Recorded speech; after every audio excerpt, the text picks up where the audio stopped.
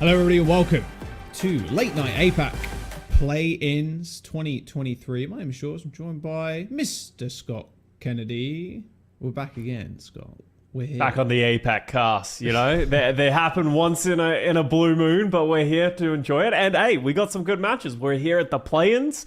The teams have their final opportunities to make it to Toronto for the playoffs. Happy to be here.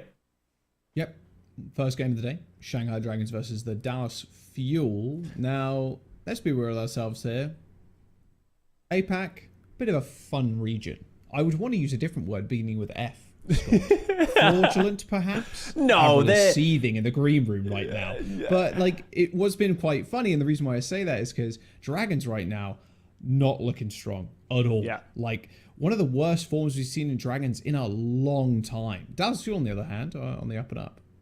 Yeah, Shanghai Dragons just had a struggling season. It started with the flat tank at the beginning of the season that raised a lot of eyebrows, and it feels like it's just been damage control and trying to sort of rebuild from there. So, you know, it's one of those things that, like, as a team for the Shanghai Dragons, you just need to try and find some form because they do have great players, right? Historic players of the Overwatch League. It's a question of, are they going to be able to string it together when it really matters?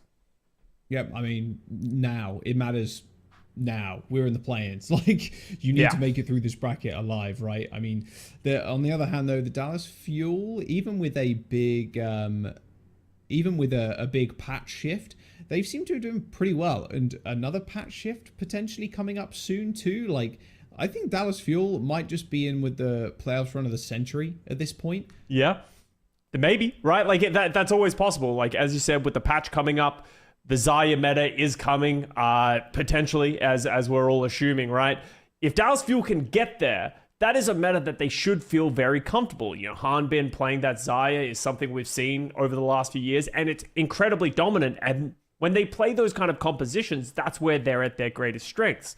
The biggest issue they've been having as of recent is that they've been having to play these Junker Queen compositions that we think they should be quite good at, but the Hangzhou Spark just have had the better end of them over the last few matches.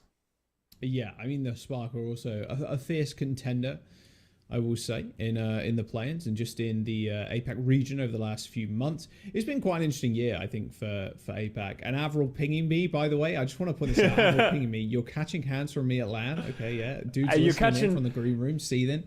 You're catching hands from every single APAC fan out there, you know? We need drama right now. I'm inciting drama, so when I wake up tomorrow, I just see a flood of memes on the timeline and Bad Pachamari getting his predictions wrong. So. Hey, honestly, let's let the players do the talking and the teams do the talking, right? That's what we're excited for. That's what all these teams right now are playing for the opportunity to go to Toronto, to play at the playoffs, to play on land, where that's really the most even playing field that we have. And these teams are going to be able to sort of settle the debate of which region is better, and do these teams from the East, have they made improvements that we didn't see from them in the midseason madness? Because let's be honest, in the midseason madness, the Eastern teams did fall flat. They weren't able to hang with the top end, you know, your Houston Outlaws, your Atlanta Reigns. Maybe in a Zarya meta, maybe after these few months, they could hang. Yeah, I mean, that's the big question. Can they actually make it to the playoffs and just continue to, you know, dominate? It's been strange because I think with the mid-season madness, everybody kind of expected the APAC region to do very well. And like the expectations of a lot of the teams on the upper end were just so high. But then you compare them to North America and how like Atlanta Reign were doing, Outlaws, like Boston Uprising, like Mayhem. They're just the strongest teams in the league right now. Like I think APAC in general has a lot to prove in that regard. I mean, we're obviously guaranteed to have APAC teams in the playoffs. It's not like they're meeting beforehand in some kind of amalgamation Hydra joint play-ins bracket where they have to pay NA to get to playoffs. You know, that would be ridiculous. But so we are at least guaranteed to obviously see the top teams. And for any team to make a run, it's got to be the Dallas Fuel. Like with this potential Zarya meta cropping up soon, I mean, it wouldn't surprise me if it was Zarya. In fact, it would be the complete opposite. I'm like pretty sure it's going to be a Zarya meta just because of how crazy the patch was. And that is insane. Dallas Fuel back to back, get just an insane run in playoffs maybe and go all the way to the finals just using Hanbin Zarya. Anything's possible, right? And that's what all these teams need to do. They need to be flexible. They need to be strong. But if we're looking at today's matches, one of the big things that the two teams we're really looking at is the Dallas Fuel that we're, predicting they should be able to get over the Shanghai Dragons. On the other side of the bracket, Seoul Dynasty has been making a miraculous run as of late of just like finding the form at the right time. On the back of Krillin playing this Alari and the team playing around it, and Bellis Rhea just having a Giga Chatarissa, they've really been able to take that next step. And now Seoul Dynasty are also coming out of the woodwork, potentially able to make a run, make their way to the playoffs in Toronto.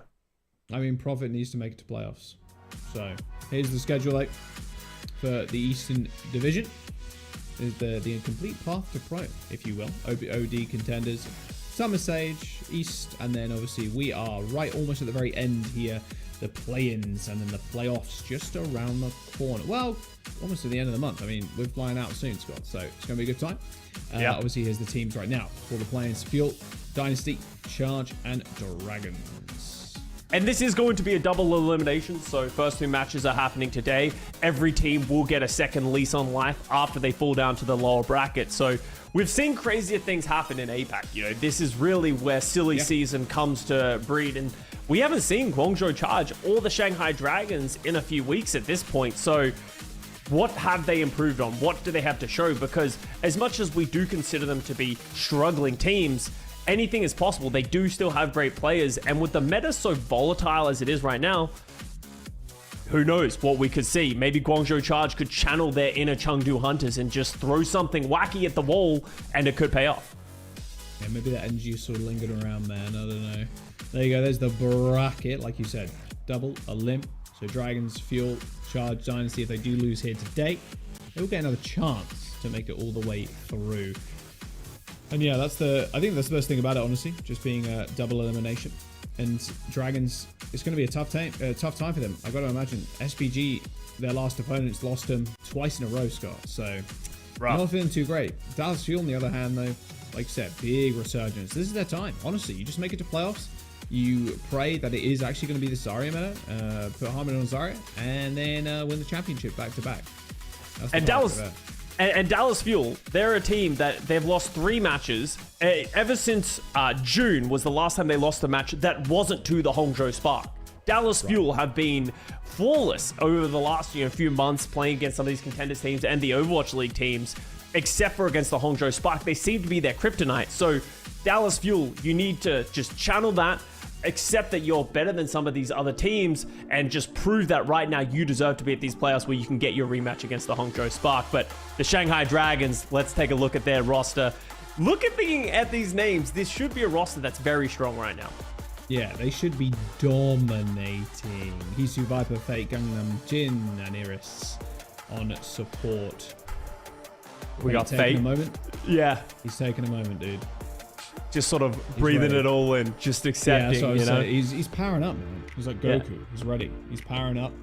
About to go Super Saiyan. Dragon's about to 180 their last few matches. And if you look at these rosters, you look at 2020, you go back to 2020, 2021, and you saw Fate, Gangnam Jin, Iris, and Hisu on a team together, you'd be like, this is a great team. And then you add on top of that Viper, who has had almost rookie of the year level performances if his team had had more success. This is a roster that I think has punching power if they are able to string it together. We've seen them over the last couple of weeks playing some of this double flex support with the Alari. They've been playing some Orisa Rush, just doing a lot of the standard compositions. Now they just need to string it together to be able to play against opponents like the Dallas Fuel and the roster that you're looking at right now. So look at our hype video for the Dallas Fuel though, before we get into the game.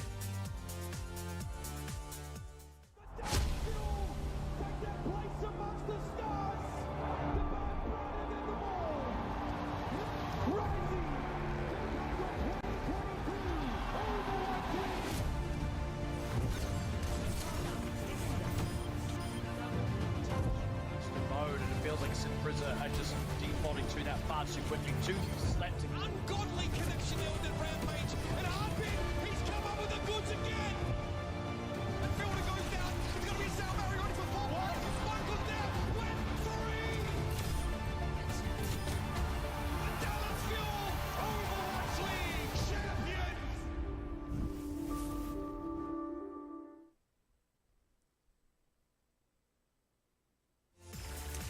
There you go. The Dallas Fuel, last year's champions, want to make the play-ins run straight into the playoffs. Maybe hit a back-to-back. There's your lineup today, Scott, as well. Edison, Sparkle, Harmon, MCD, and Bliss. And there's no shortage of clutch players who have experience in crucial matches, right? Edison, Sparkle, Hanbin, they all made that miraculous run last year through the playoffs to win the championship for this Dallas Fuel. And with additions like Bliss and MCD, we've been expecting great things from this Dallas Fuel roster. They just haven't really been able to string it together. They have had their moments, and right now they have to answer the call. And honestly, I'm looking at that man, Hanbin. He has been lights out on the tank ever since he came into this league. We know how good his Junker Queen is. We know how good he is. And just any of these mechanically intensive heroes, they need him to step up once again. Yeah, I mean, it's crazy too. Man, I still remember when Sparkle joined the league, dude. The bit and more that was going on for him was just insane. And it's good to see the Dallas Fuel kind of living up to their former glory last year, coming in. And they're expecting a 3-0, just a quick and clean sweep. Just beat the Dragons while they're feeling a bit down, but obviously Dragons need to come back. Anything but a 3-0, I think, here for the Dallas Fuel. Might be a little bit of a disappointment, honestly. Let's have a look at some stats, though. A little head-to-head on Lucio. Bliss versus Gangnam Jin. Bliss kind of just rolling him in almost every department here. Actually dominating.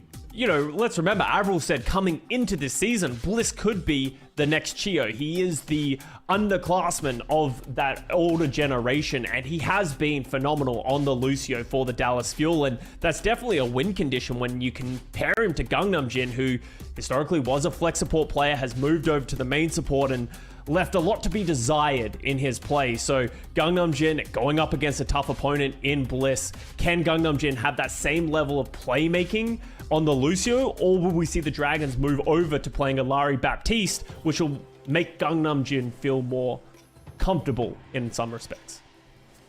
More at home, maybe. Lijiang Tower is our first map here. Is loser picks too. Do not forget, play-ins rules. A lot better of a format too. Loser picks always feels a lot more hype too. Not knowing what kind of maps we're going to a little bit later on. But yeah, Lijiang Tower here. So what are we expecting for the Dallas Fuel, Scott? Dallas Fuel, I expect so far over the last couple of weeks, they've been playing a lot of this Junker Queen. That's where they feel at home. That's what they want to play. The only real wrinkle that the Dallas Fuel have had in their own game plan is every time they play Hongzhou Spark, which, as I said recently, has been a lot. Hongzhou Spark play this like Doomfist Winston style that they just counterpick whatever the Dallas Fuel play. I don't expect to see that from the Shanghai Dragons, so let's see how Dallas Fuel want to employ their Junker Queen setup now that they're not having to deal with these strange threats that the Hongzhou Spark have been throwing at them, because so far for the Shanghai Dragons, they've just been playing very stock standard. Let's have a look. All right, control center. Always a good litmus test, I think, of what teams do want to run, but not too surprising to see Dallas Fuel in this kind of comp. Harmin Shake you. I mean, you saw on the hype video, Scott. Just so clean. I'd love to see Edison back on a Sojourn, honestly, too. His Coliseum performance in the grand finals was just... He was the biggest clutch player of all time, I think, in that. But Bastion is good enough for me. Little fake Reinhardt, too, to moisten the palette. Start off dead. And yeah, the Reinhardt versus the Junker Queen. We've seen this from time to time. Obviously, the advantage that you get when you play the Reinhardt, you have that shield to be able to absorb some of the damage. But the Dallas Fuel, they have that commanding shot to give them that overhealth and allow them to disengage just like that. Oh, nice knife. There's the big axe swing too. Viper knocked around the corner there. Lamb got taken out by Bliss. A melee onto the Lamb. You don't see one of those too often, especially from a Lucio. Easy kill. And there goes the damage. As soon as Viper dies, that is about it. And yeah, he's still on the wrong side of the map. Same with the rest of the Dragons. Point unlocked. It's still being contested, however. Is Edison so close to falling to Hisu. 1 HP. Survives and caps. Surprised we're not seeing Dragons use the Symmetra teleporter to give themselves the positioning advantage. Just felt like they ran into the front line of the Dallas Fuel and just got absolutely axed in the face. So now the Shanghai Dragons at a disadvantage, but they do have the amplification matrix. Short teleporter to get some space. Very short, very early window though. Edison. Goodbye, Faye. He's frying. Faye put him on the barbecue. And all of a sudden, we got a Symmetra here. They try to stagger a Symmetra. That's not going to work with the teleport out. Ooh, oh, nice knife. Hit the knife, though. All good. And Hanbin is no slouch on Junker Queen. Let's be honest. We saw him play it last year. Absolutely phenomenal player. And now Dallas Fuel, even more old advantages coming their way. They have both these BS ults, and Hanbin just holding the front door. So far, Fate hasn't been able to get in these fights at all. Oh, mortar throw coming down. Sparkle's already dead though. Headshot from Viper. Edison whips out the turret. Fate ends up falling yet again, but this time to Bliss. That lamp, that was just way too late coming out of Iris right there. I mean, a nice little flip, but Bliss and Edison just kind of rolling the Dragons. Fate falls yet again, and you're expecting Fate to do a fair amount of damage there, especially with the utilization of the wall from Hisu, but wow, Fate just getting rolled. Late lamp from Iris, that cost them the fight. At least they cost Fuel 7%, I suppose, but still not in a good spot. Yeah, Fate needs to find a way to stay alive. Feels like he's just getting absolutely obliterated by the damage of the Bastions. And now Hanbin has this rampage. Gangnam Jin will have the sound barrier to answer. The space great. Very strike. Rampage hits Fate and Hisu, but the bait came out Fate's pretty low. early, but Fate already down again. 1 HP! Oh, he's dead. He's dead to the bleed. Nice sound barrier by Dallas Fuel too to counter that. You know this is going to be last fight pretty much. 85%. A little stagger on Iris there, Scott. But there's all ults down. Fate's got the shatter, and that's about it. Just too much damage being done. Gangnam Jin. Okay, Gangnam Jin. He'll get a touch at least. That is the silver lining. So Dallas Fuel won't be able to stop Gangnam Jin from touching. But I do not know. Pepe laugh. Gangnam Jin is in. Oh, nice move. Bliss Oh, almost got him. though. Huge. Fate, do not die challenge. Window on the high ground for MCD, helping Edison with that additional damage. Tiller strike coming in. Fate wanting to use that shadow. It does hit. But ends up going down to the turret. Sparkle's turret's doing a lot more work than he did in that fight. That is for sure. Or at least that kill. Viper pops the turret form and Will's mode activated using that wall to good effect. But at the end of the day, I think Fuel, especially with Hanbin and Bliss in the front lines, not a good chance that Dragon's going to win that one. Round number 1 goes over to Fuel. Fate saw the writing on the wall and he said, I send my regards. Drops the Earth Shatter on his way out. Hits 2, but it's just not enough. It doesn't feel like Shanghai Dragons just have any standing in the fight. They're always playing at a disadvantage because Fate is just falling time and time again. That's probably explaining why we're seeing Fate move over to this Orisa. Well, let's see some of this Hanbin Junker Queen. Oh my god. Later.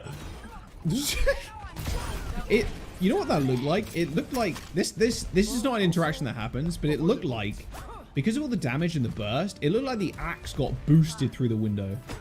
And he just like an absolute, like a Gorehowl level smash on his forehead. It levels up to epic level and does like double Epic the level, amount of legendary damage. level. It's not a fight weapon, and then it's got like 7 tiers to it. And yeah, that's Hanbin's weapon right there. We are going to see a big switch axe up here, Jack. Viper goes over to the Genji, Hisu on the Sojourn, Fate going over to the Orisa, and that gives them these opportunities to find these one-shots. Gets it on the Sparkle. Come on, Hees. Okay, well, he's least, but not in your backline. He's actually going back to his own spawn. Edison and Bliss. Most kills on the team so far. Yeah. Quite easy for Bliss and Edison.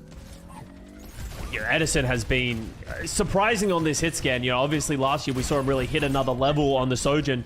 Starting this once again on a more unsuspecting pick of the Bastion, but Sparkle over to the Genji as well, not wanting to play the Symmetra against this Orisa setup. Hisu tanks the nade. Oh, Sparkle on the Genji. We are being treated here today. I'll tell you right now. At least get 1 blade. There's the window. Hanbin in trouble, but Fate is 2. Window comes out. Pretty late one there for MCD. Mortar strike lands. Ooh. Oh, it's just too easy for Edison. You see Iris there trying to use the Exo Boot Scott to try and get away. But his head hit the little roof. Come back down to Earth and straight into a grave. The Fuel, I mean, what are you looking at now? You're looking at a sound barrier? I mean, Fate struggling on this Orisa too. I mean, Bliss, if he really wanted to, could just beat into them at this point. Yeah, but I think you just save it for the Blade at this point. There's no other threats that you need to deal with. Maybe wait for the overclock, but so far in this map in general, the Dallas Fuel haven't really had to do anything. It feels like the Shanghai Dragons are just feeding into them, and Fate is usually the target of the Aya, and he's just falling before anyone's able to do anything. All right, Viper, what you got for us? There's the blade. It's been pulled. Instant sound barrier usage. And there you go. Just inting onto the back line. Edison and Iris do end up trading. Sparkle with a nice little reflection damage onto Gangnam Jin, but Gangnam Jin gets a boot. Sparkle needs to clean up now with the resets. This is now Hisu rips the ultimate. A late sound barrier too from the Dragons. They're investing into this fight heavily, and they are not winning at all. Hanbin kept alive by Bliss in the front line. Oh, takes a headshot. Finally shut down by Hisu. That overclock and sound barrier did win them the fight, but Only Sparkle just, and Eddie, not even- they are still alive. Blade pulled by Sparkle, just chasing down the Lucio. Gangnam Jin a little bit too quick on the heels, does manage to run away, but it's going great to play. be enough time for the Fuel to cap the point again. Last fight territory for them now. Fortunately, Gangnam Jin does get away with his life. Great little sort of movement play from the Lucio, dodging out the Sparkle Blade. But as you said, Jack, 93% and counting. They have to get back onto the point. Huge terror surge coming up. There it is, does land. Armbin backing up though. Fate instantly killed. All good. Another day in the office for the Dallas Fuel by the looks of it. A solo rampage. Why not? Cherry on top with these mortar shells. I mean, Hisu, I'm going to be honest with you, Chief. That kill on Bliss is great and all, but you need something a little bit extra. Gangnam Jin Nice little runs nade into through the it. window. One-shotting Gangnam Jin.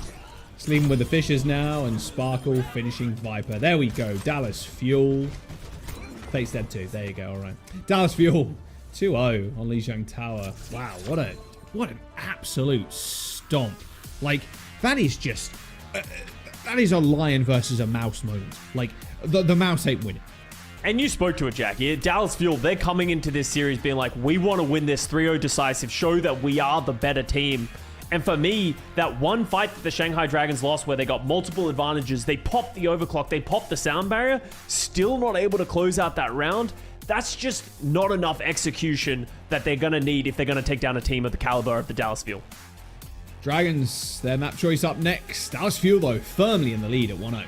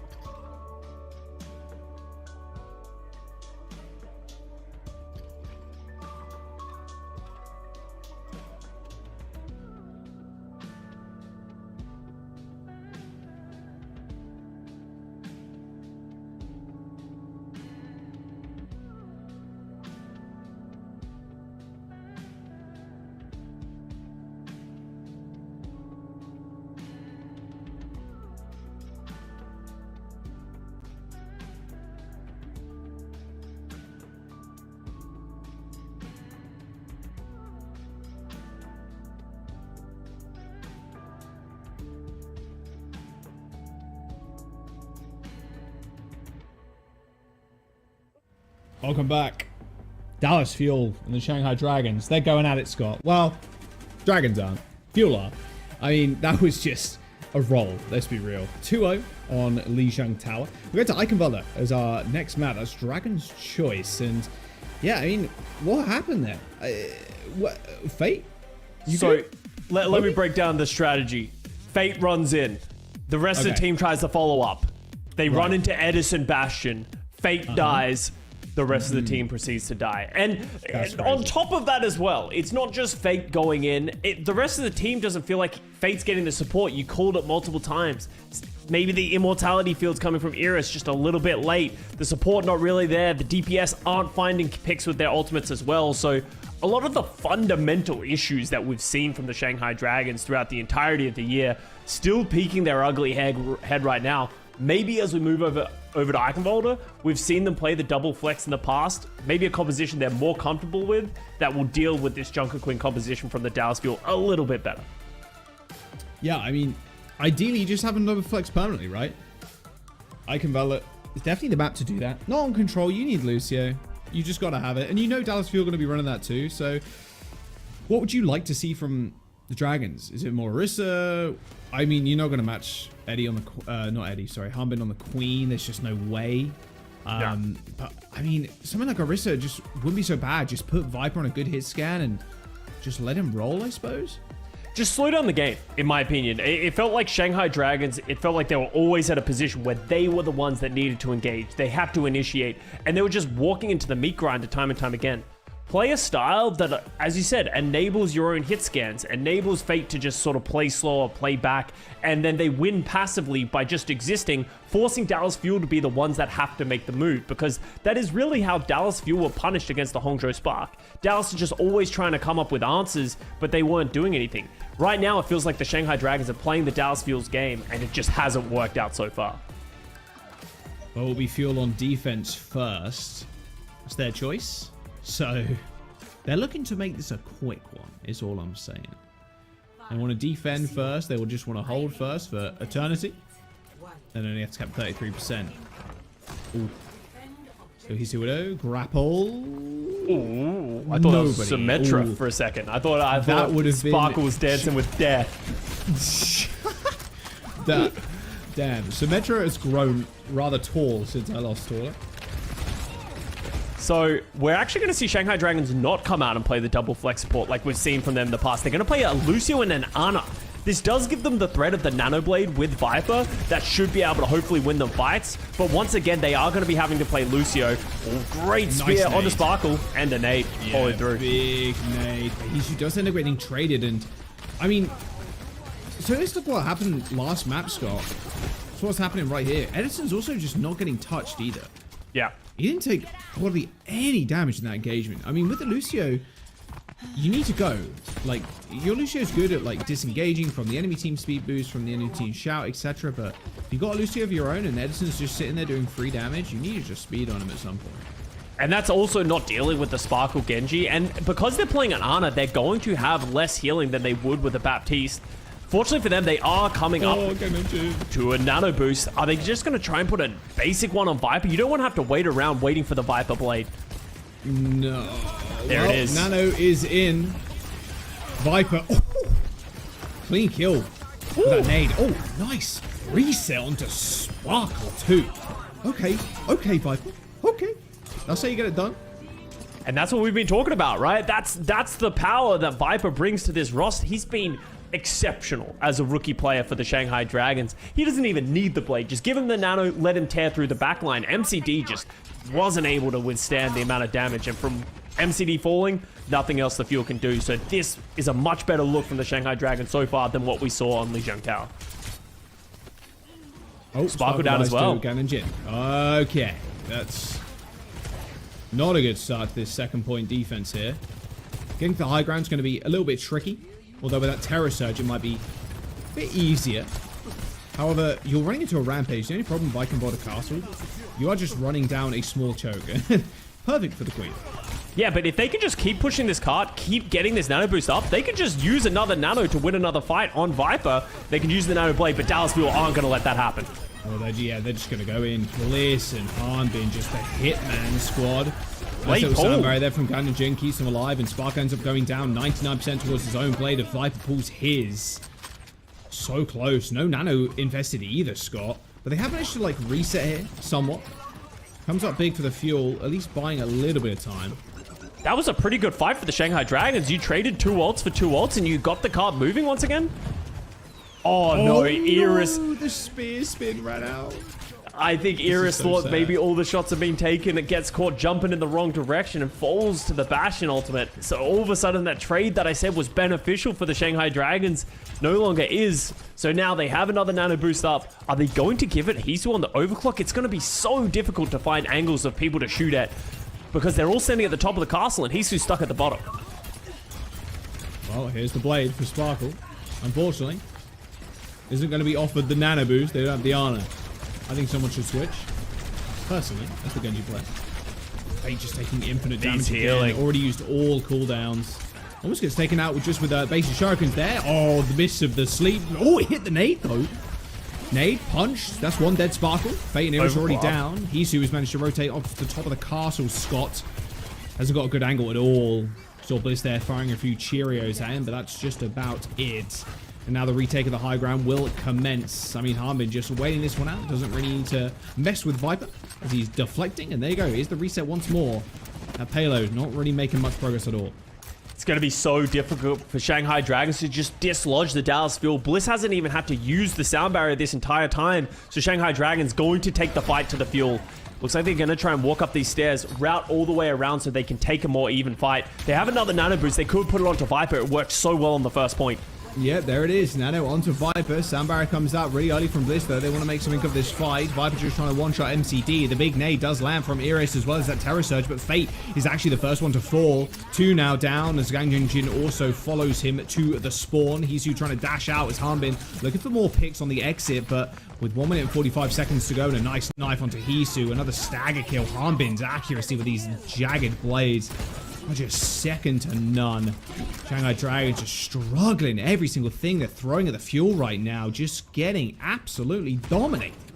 This goes back into what I was saying earlier, where it feels like the Shanghai Dragons are playing into the Dallas Fuel game.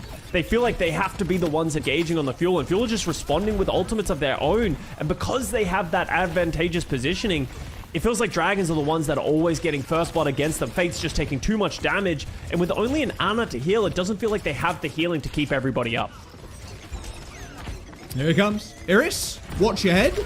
Sound barrier coming in, making sure Iris doesn't die. Here comes the Meteor Strikes, or the Mortar Strikes, I should say. Dragon Blade has been pulled as Edison goes anti in that small room, but it doesn't matter. Again, Hanbin just sets him up and sets the team fight up for the win. Hanbin is just too powerful, man. Way too powerful. He's just too good. We talked about the strength of Hanbin and how he really is the crux of the Dallas Fuel, and he's showing exactly why on this map. And another blade that goes by the wayside for Viper that just doesn't find the value that it needs to. And the big thing is here for the Dallas Fuel, they know the Dragon's win con is to get on top of Edison and just kill him. So Hanbin saving a lot of those cooldowns. The shout, they're also saving Lamp. Oh, nice execution. Almost still been saving the ultimate, right? The Rampage to help him out. Nice little goof actually onto Hanbin, who does end up going to sleep for just a brief moment. And here we go. Here's the push. Overclock has been pulled as well from Hisu as he takes control of the high ground now as the Dallas Fuel are in retreat. Payload's moving, but over the timer is approaching. Yeah, only a nano boost up for Iris, and Sparkle has a blade. You talked about how great he is as a Genji player. He doesn't have a nano boost to work with. How's he going to get any value? Nice push in. Huge nade. On the nano. Yes, sir. Nice reflect kills. Viper just getting instant resets in that small corridor. Really nice play there from Fate, pushing everybody into the room right in front of Viper. Viper is nasty, man. He first starts it with an execution onto Sparkle to get them through the second point, and then just cleans up after a beautiful biotic grenade from Iris, and just the sheer recognition of the situational awareness around him to just be able to execute these players. He's currently diffing Sparkle, in my opinion, when his team's getting diffed. Oh, nice sound barrier. All right, instant disengage. You don't have to preface that with my opinion. He is straight up doing better than Sparkle right now on the Genji. You know, love Dallas Fuel, love Sparkle, but Unfortunately.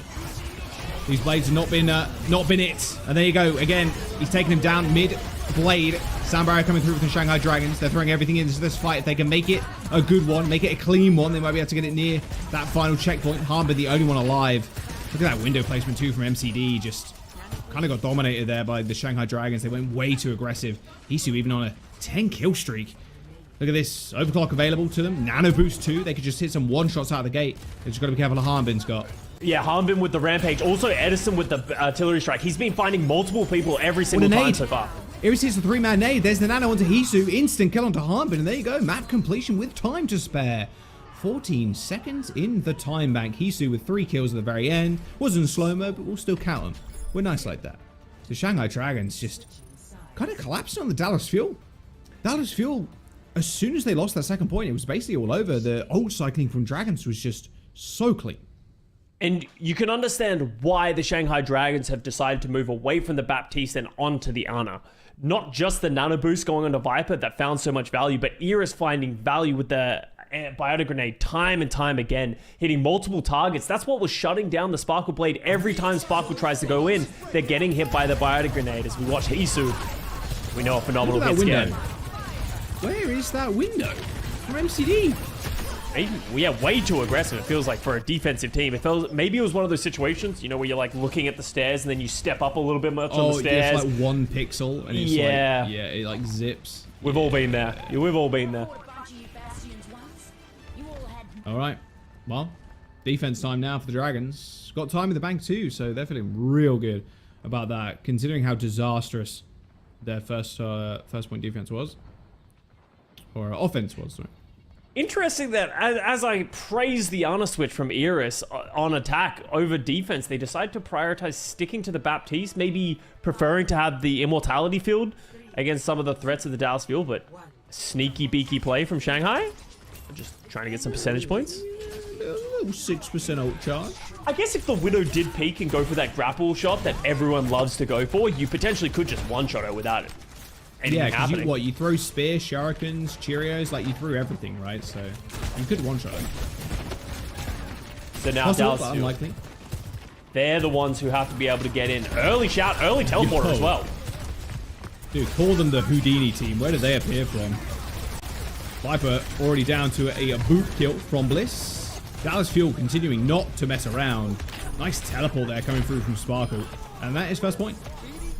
Completely unaware. Shanghai Dragons were not ready for that level of speed. I didn't even expect it. I saw Harbin pop the commanding shout, and I was incredibly confused why he ripped it so early, but they timed it perfectly with when they went through the symmetric teleporter, and just too much pace for the Dragons to hold on to. And 5:30 for the Dallas Fuel. That's a very quick first point capture.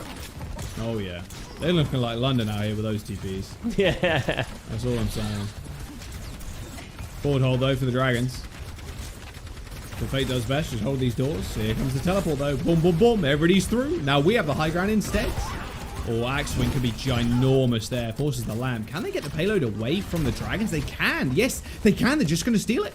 And now they can't step up through the doors. And now the onus is on Dragons to try and find something here. There's a window available, but Viper's already dead. Nice little right click from Sparkle takes him out. I mean, Hisu's just dashed onto the point. Can he face MCD? MCD hits the shift. But with Iris down and a fully charged Sparkle, no chance Dragons survive this.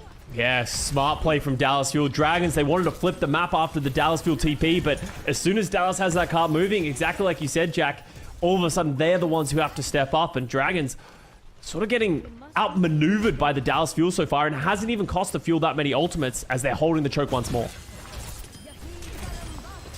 Oh man, things that make me feel pain. That wall splitting people. And these meters going. Oh my god, that was close. I mean, Hisu almost went down and ends up going down to the Carnage. Well, I mean, speaking of Carnage, this is just a roll. Like, what am I witnessing right now? This is record-breaking pace, surely. 5 minutes, 30 seconds going into point 3? This surely is close to a record.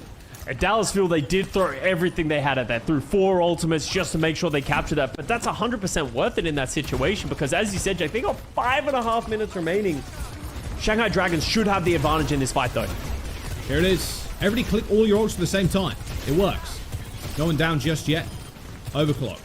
Those Railgun center flying towards Edison, but he's kept alive by MCD and Bliss in the back line. 5 minutes to go as MCD can step up now with the window. Looks like they maybe want to teleport though. There we go. Teleport onto the high ground. Oh my. Iris down. Iris, yeah, didn't see what coming to him. Blade though coming through from Viper, looking clean with it still. Instantly knows when to pop the blade, and that's the big disadvantage there of teleporting all of the team. That blade slash AoE damage is way too much for them to heal up. Yeah, cute idea from the Dallas Fuel, but Viper had the exact answer they needed at the right time. So finally we see the Shanghai Dragons stabilize, slow the push down from the Dallas Fuel. Oh no, they try to go aggressive. He's who gets taken down first. They do end up trading, but a sound barrier even utilized by the Dragons, fighting onto, looks like they're fighting over second point right now in the castle. If you're the Dallas Fuel, you're fine. If they want to use sound barrier and the amplification matrix that aggressive, you just take that 20-second loss, 30-second loss of time, and you just come back with more ultimates, because now all of a sudden that massive bank of ultimates the Dragons have, they've used it all up, and it's Dallas Fuel's turn. Yeah, I mean, Harmon's pretty quick at charging this ult too. Might have a free rampage if Gangnam Jin can't output some healing. Here comes the mortars. Fate's going to eat them up with the spear spin. A couple of late ones there coming through from Edison. Rather cheeky. Don't catch Dragons unawares though. He's taken a fair bit. Almost got blown up by the grenade as Edison launched it into the backline, and now they're stepping up to the final corner. Sparkle with the wall. Not going to use that teleport just yet. They're just going to chew through Fate's health bar instead. Already gone golden, but Iris is already dead. Second fight in a row that he goes down. Edison with 2 kills. There's... I mean, that Terror Surge looked pretty wicked, dragging everybody in, but it was dragging everybody into a demise. Unfortunately, Fate. There you go. Almost a 4-minute time bank. We'll call it 4 minutes. 3 minutes, 59 seconds. It'll do versus the single minutes for the Dragons. Dallas Fuel just biding their time, waiting for their ultimates to come back online, and then just, as you said, Jack, just press Q, overwhelm them with ultimates, and there's just nothing the Dragons can do at that point. And now, you know, we were excited for the Shanghai Dragons to cap with time, but Dallas Fuel's just done it so much better as we watch Harbin go with the carnage once again. That rampage was huge. No lamp. I mean, it does. What do you do? It does. Oh man, they do really remind me of London, and like just because they're just very good at this comp, right? They've been flexing a little bit more than I'd say London have, especially with Sparkle going to Genji. Although we've seen London and Spitfire do that a lot as well. But you put Harbin on Queen, it's like putting Hardy on Ryan. Like, you know what you're gonna get, and that is like a world class performance on that hero. It's shaping up to be a very good patch for them, and maybe even a preceding one with Zarya potentially coming up too. But back to the game at hand with a minute versus 4. I mean, this is just Dragons staring down the barrel of a 2-0 by the looks of it right now. You have to hope that you can get a nano boost up. You can do something that will enable you to get that first cap, because once you get into overtime push, anything is possible. They have Iris back on this Ana. I like this pick. That's what gave them the advantage on their last offense. Play into your strengths. Play into what worked.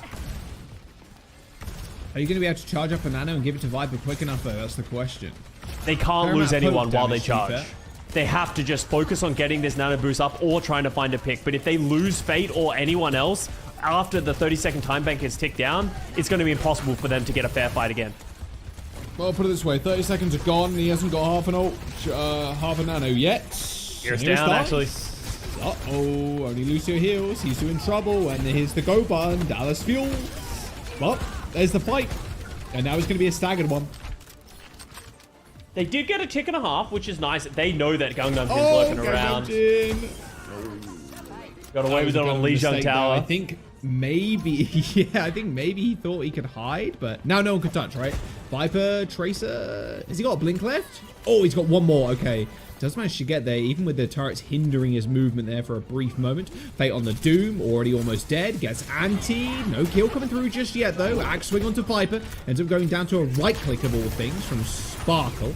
They're still managing to touch here, Scott, but how long for is the question. One more is required. No, Gangnam Jin. Oh, we couldn't get there in time. 44%, we'll call it 45. How generous of you, Jack, to give it 45% to the Dragons. I've been rounding up. You can't do maths on broadcast. Even the game rounded up. It says capture progress, 45%. Yeah, wow. I'm crazy, bro. Dude, even the game's being nice to them. Yeah, you know, they feel bad. They're like, hey, you know, we understand that you got 44.9, but we'll make it 45 just because Dallas Fuel has 4 minutes to push again. You know, we'll look out for you. We'll give you an extra 0.1% on us, on the house. See, you know, honestly, good to see the Overwatch gods smiling down on the Shanghai Dragons. Unfortunately, the Dallas Fuel are grimacing down at them, and they are just taking no survivors, because right now it feels like the Dallas Fuel just have been able to run over the Dragons whenever they've needed to, and they just didn't get their win condition up. They needed to get the nano boost, but a consistent factor that has happened through this map. In the first map, it was Fate, unable to stay alive. So far, this map, Iris has been getting picked off first, time and time again, primarily due to great TP engages from the Dallas Fuel, but Iris needs to find a way to stay alive. Let me ponder my Dallas Fuel orb real quick. Okay, yeah, what does it say? Sparkle. Yes. TPs onto Iris. They dunk on him. The Yep. 5-man simultaneous, like Olympic-style teabag, and then they go onto the point and just win the match. So like synchronized teabagging as like an Olympic synchronized sport. teabagging, yeah, Oh, okay, yeah, no, for sure, I like it. But the first bit's definitely going to happen. They're definitely just going to try and TP on Iris and just blow him up. And how do you deal with this if you're the Dragons? You know a shout TP is coming, but they could go in either direction. They could go left, they could go right. How do you position if you're Iris as the Ana? Yeah, I mean, you hide in bar, I guess, but like even there is just an awful place if they TP onto you. Well, there's the teleport. It's not onto Iris, it's onto Gangnam Jin of all people, who, oh, no, it's not. Okay, it's Hisu that goes down first. Gangnam Jin is like, I'm going to save my KDA. Saw the stats at the beginning of the show. Didn't like it. There goes Fate, Iris, and there goes the Dragons. Dallas Fuel just making light work of the situation at hand. A 2-0, looking like a 3-0 in just a moment. I mean, the Dragons, they come up large. When Viper gets Nano, when he gets the Blades. Viper is an incredibly talented player, but you just can't rely on him right now just solely to try and win this match. It's very much looking like a Dallas Fuel game and even a patch too. Individual brilliance isn't going to get you over the line in this meta. You need coordination, you need teamwork, exactly like the Dallas Fuel is showing me right now. I'm seeing great signs for the Dallas Fuel that they might be able to sort of move further in this bracket and potentially make it all the way to Toronto.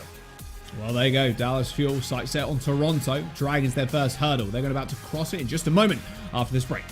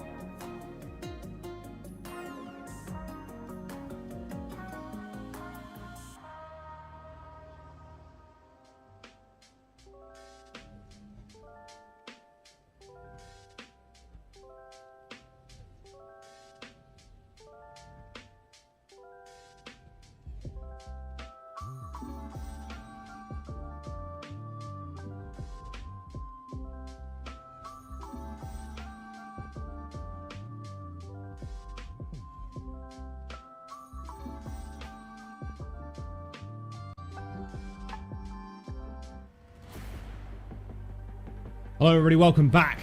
Shanghai Dragons and the Dallas Fuel facing off. I don't know if you've only just tuned in, but yeah, the Dallas Fuel, they're 2-0. Is Shanghai winning? Close. No, not winning. No. Hey, guys, has Shanghai been winning? No. Unfortunately, no. Came There's in some here. Shanghai signs in the audience right now. Please win, it says. So, little rough, but it's okay. I'm sure they'll win the next map. I'm sure. Yeah, no, hey, there's always an opportunity. Maybe we'll see the Shanghai Dragons go in a different direction. This is, they've tried the Orisa, they've tried the Reinhardt. Let's just keep throwing things at the wall to see what sticks.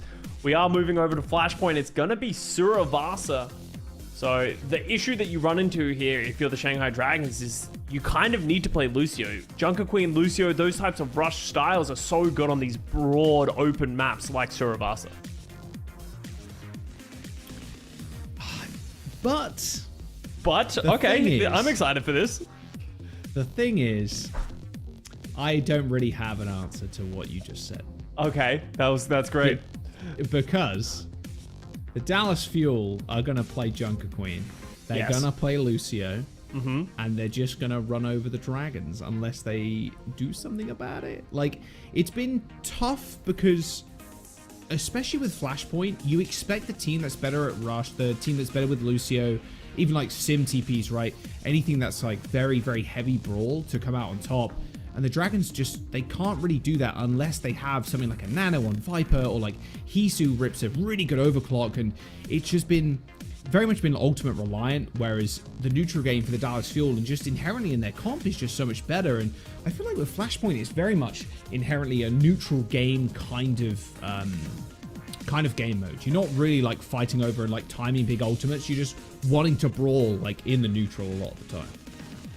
We get no more turning back for Shanghai Dragons on that sign right there. So honestly, there is nowhere to go. You've got the juggernaut of the Dallas Fuel standing in front of you. You're down 2-0. If you're going to start the epic reverse sweep, it's good to start it. If you're going to do a David versus Goliath story, you need to go down 2 maps. So maybe they're just setting up the most epic comeback of all time, Jack. Okay. All right. Chat, thoughts on that statement? Because, yeah, I'm not buying that one. I'm not buying it. I just don't see it. At least of the Dragons, though, it is... I was going to say, it's a good opportunity to get some practice against the Dallas Fuel, but, double elimination, you probably will have to face them again at some point, even if you do make the lower bracket run, but we'll see how, obviously, the game later on today ends up turning out as well, because Seoul Dynasty are looking pretty decent too. It's just been a rough time for the Dragons. The last 2 matches, Scott, were like we were saying at the top of the show, lost by SPG, teams that you really don't want to lose to. Maybe O2 Blast on a good day, although they did win against O2 Blast the last time they met them. O2 Blast have been fairly dominant, but Dragons very much in a rut, and this is the worst place to be in a rut, is in the play-ins. Yeah, but Shanghai Dragons, they've been in a rut all year, and that's sort of been the disappointment for this roster as a whole. Is Shanghai Dragons, such a storied franchise, obviously been a brilliant team throughout the last few years, but they've fallen such a long way, while Dallas Fuel in a similar boat where they really struggled this season to live up to their championship winning hype of last year after losing Fielder and Chio. But it's starting to feel like they're finding at least a little bit of form in this series right now, and Shanghai Dragons are just going to come out and play the Orisa Ana like we saw from them in Eichenwalde, maybe believing it'll work better on this map, or maybe just don't have any more tricks up their sleeve. I think Ana's pretty decent on this map, but again, the problem is the Ana just doesn't have a lot to peel for herself apart from that nade. Like, you want to use that nade aggressively on Harbin, like on cooldown, right, when he makes an engagement, but more often than not, Iris is either getting picked first by someone like Sparkle, or he's having to use the nade on himself, so he can't anti-Harbin at the end of it. I mean, how do Dragons even step up to this? A lot of healing and sustain, luckily. In fact, forcing the lamp on the side of the Dallas Fuel. Nice anti. 4-man anti in the front line. The Viper can just now clean up. There's 1-2 kills already. It hasn't got a reset just yet. It's getting chased down. Harbin ends up cleaning up. Of course it's Harbin. I mean, now Iris is in trouble too. Might be able to win out the duel if he's a bit sneaky with it. Oh, he's missing shots. Oh, no. And Hanbin gets the reset on the shout cooldown, and there you go. Look at that mean mug as well from Hanbin. Just absolutely mogging the guy on the other side of the screen right now. It feels like a single player encounter where you walk into the boss fight room and there's like 4 little dudes and 1 big boss in the middle. Hanbin's that big boss. He's trying to shoot. He's missing because he's panicking. They killed all the little lads, and then Hanbin's just there, and he beats the Shanghai Dragons down. Like, Iris hit the best biotic grenade you could ask for. Viper started cleaning up, but it just wasn't enough for them to be able to hold into that fight. See if they can do better. Now they have the nano boost up from Iris. Oh, he's gonna help. Nano boost. Okay, straight onto Viper. Now what can he do? Edison pulls the wheels mode. Viper permanently have to back off right now, but has got a blade in 4%. But Viper, no deflect now. No dash. Oh, I say that. Okay, I tell a lie. He had a dash. He got a blade. He had the reset with a dash straight up into the air. MCD in trouble, but Edison just picks him out of the skies. Dallas Fuel still alive and well, though, on the point, even though they got no healers. Edison keeping himself alive and keeping Dallas Fuel in this fight. They got no business being in this one. He has a rampage. I wouldn't be surprised to see Hanbin pull this. If he can get a little bit of help, he can just step up, pop the rampage, and there's nothing the Dragon's going to be able to do because Gangnam Jin does not have the sound barrier anymore. Yeah, and the additional healing from the rampage too is kind of scary. I think Dallas Fuel are pretty happy to reset this. If they can just use rampage in this fight, Scott, that's a big W. They'll take the point too. All right, they're going to use the Flash Knot, at least to start off with. Nice, a few spears. Iris takes 1 to the chops, but ends up surviving. Nade into the backline. Fate forced to go golden. And he great dagger. Pulls the overclock, but another just spectacular dagger from Hanbin. This guy just doesn't miss. Somewhat checking PC. Hanbin has just been an exceptional player for the Dallas Fuel. Obviously, he had his weaknesses playing the Winston. It's not his bread and butter. He's used to having his boy Fearless fill in that hole. But when you get Hanbin on a hero that he's comfortable on, he just takes over the game. And like Dragons, they use so many ultimates once again to find themselves one team fight, Jack. But it's just not enough. They lose in the neutral game. Dallas Fuel just seem to consistently find value when Shanghai Dragons don't have the ultimates to respond. Oh, Viper, you got to be a little bit more careful than that. Nice knife again. There's the nano on Viper once more. Headshot onto Edison. Oh, what a clean right click, but a sparkle with an instant ghost dash there onto Iris. Pull it, Hanbin. There he goes for it. Oh, of course he does. A little bit extra healing. Don't need healers. No one heal me. No, might need a little bit more healing than that, maybe. But this Hanbin ended up going down. Nice fight win there for the Dragons. They're going to claim the point first. Messy fight, though. Hey, honestly, great play. Shanghai Dragons did a great job of punishing the aggression from the Dallas Fuel. Hanbin, he's the one who makes the mistake, definitely getting a little bit overconfident and ripping that rampage. I know I was the devil on his shoulder telling him to do it, but, you know. Oh, he's only just making it over the wall. Was that Bastion? Oh, was that Lucio? Okay. It's got to be the funniest sound effect in the game when someone's walking into a disruptor shot. Well, here's the blade from Viper. And that lamp's pretty decent, but not decent enough. Nice little reset there with help of the Gangnam Jin. MCD, no lamp to be seen. Nice deflect, too. So, reset here. Reset angle to the Dallas Fuel. God, Viper's so good on the Genji. 2 Genji gods actually just squaring up to each other. Dragons are starting to string some team fights together, and 75% and counting. It's going to be difficult for the Dallas Fuel to be able to get onto this point. Oh my god, Karen Jim has got one shot there by the nade. Here come the mortars. Iris in trouble. That's a nice nade, but Sparkle actually is the one to go down first. Dallas Fuel surely going to give up this point. Can they touch? One person's touching for their team right now as he still ends up going down. Staying face to face with Edison's wheels mode as Hanbin still comes up with kills. How have the Dallas Fuel won this fight? I have no answers. It felt like, especially with an early pick from Hisu onto a Sparkle, I believe. I have no idea how they managed to get back into it, but Dallas some way get into it, and they didn't have to use the sound barrier. Other ultimates potentially coming online. There is an opportunity for Dallas Fuel to win this 99-0 and swing it back the other way. Only Dallas Fuel win those, I think. We have an overclock, another nano again, though. We know how dominant Viper is with these just like flat nanos. Doesn't even need the blade. Yeah, he's going to pull that whenever he wants. They're trying to get in a good position where they're all kind of lining up, at least getting some additional damage now. Here comes Edison with the turret. The Wheels mode.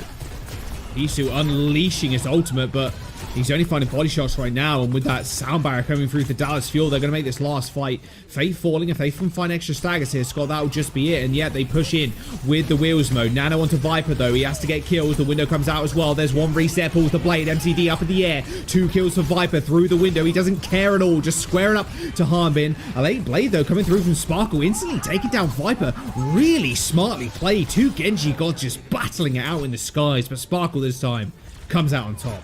Viper almost claws that fight back for the Shanghai Dragons, even at a player disadvantage with the Nano, with the blade, but it just wasn't enough. Sparkle pulling a blade of his own to close it out.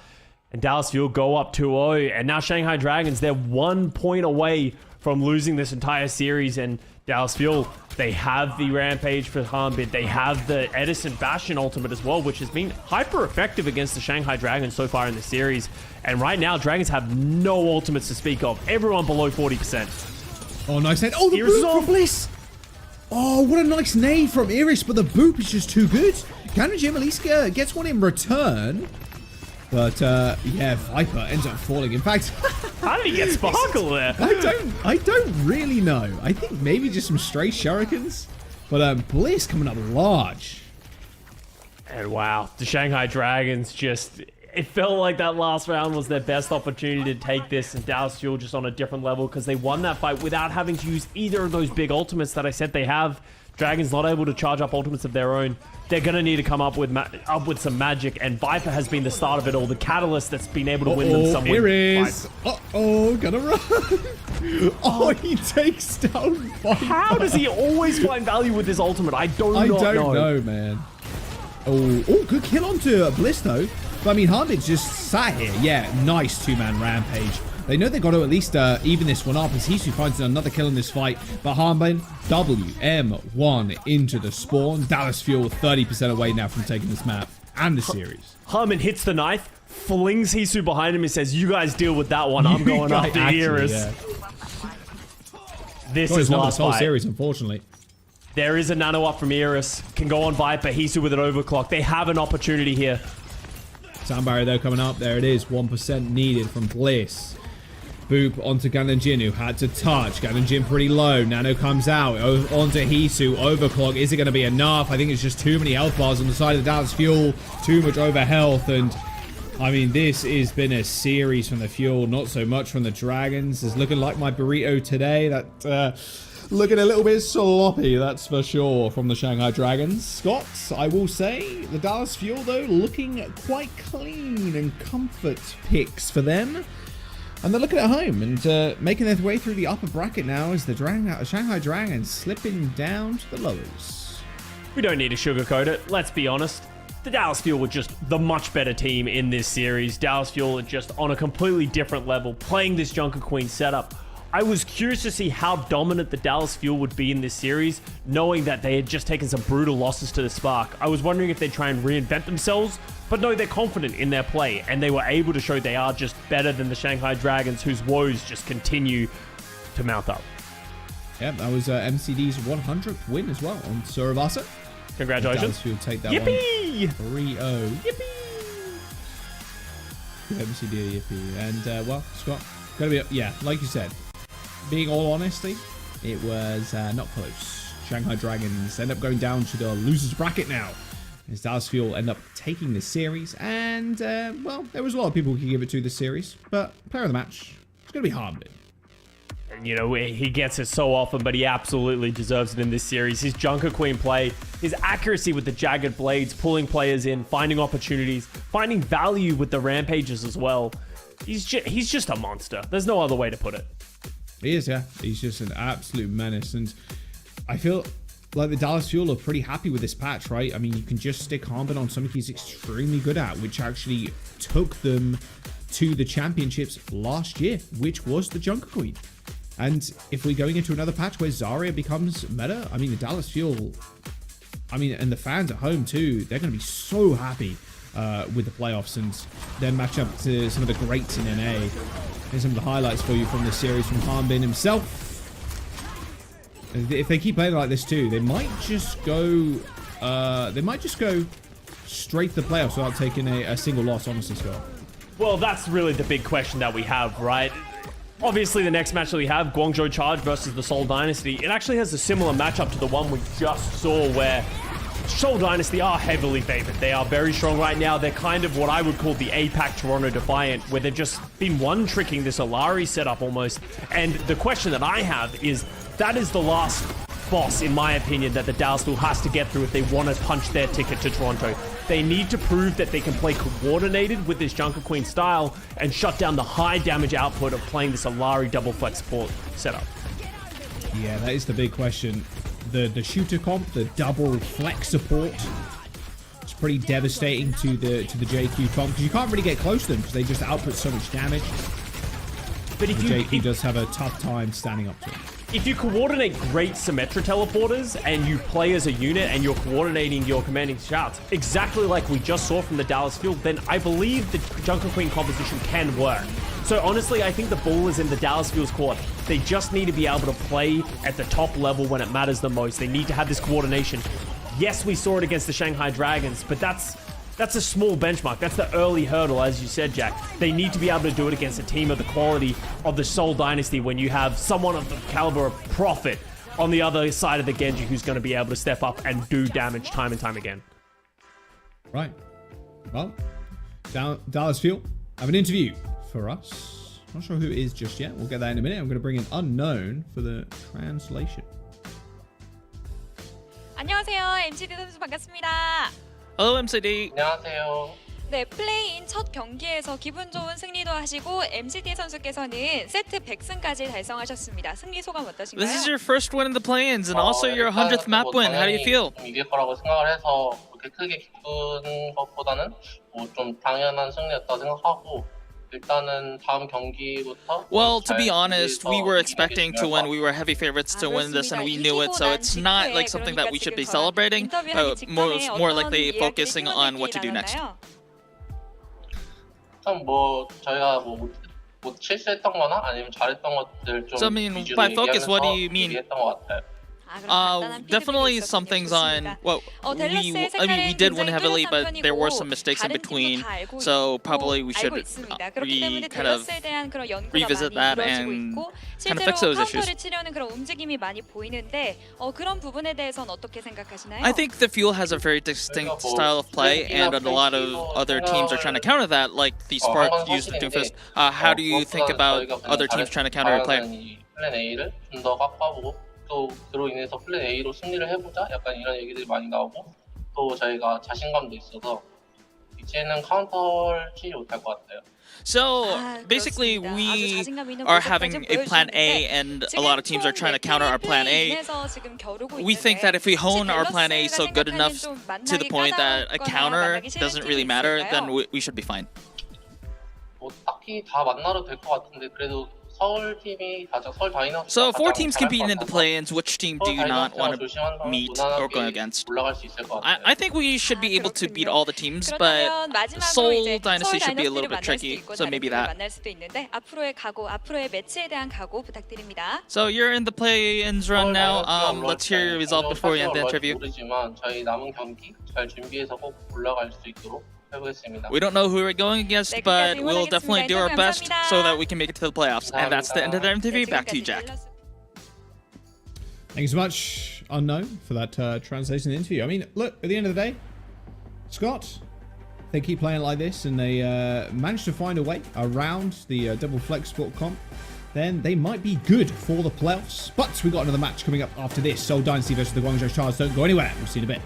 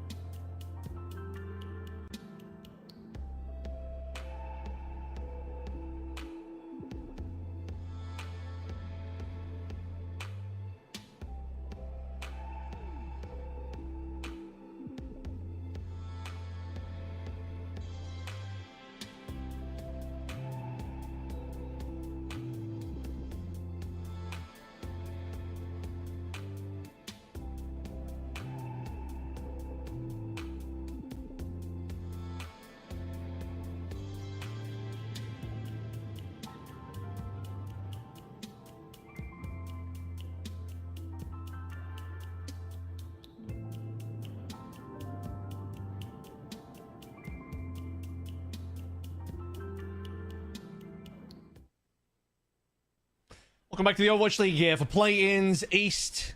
It is a second match of the day, and perhaps sending another team into the lower brackets. Me, Avril, leg day back here, and to take over for the Seoul Dynasty versus Guangzhou Charge match.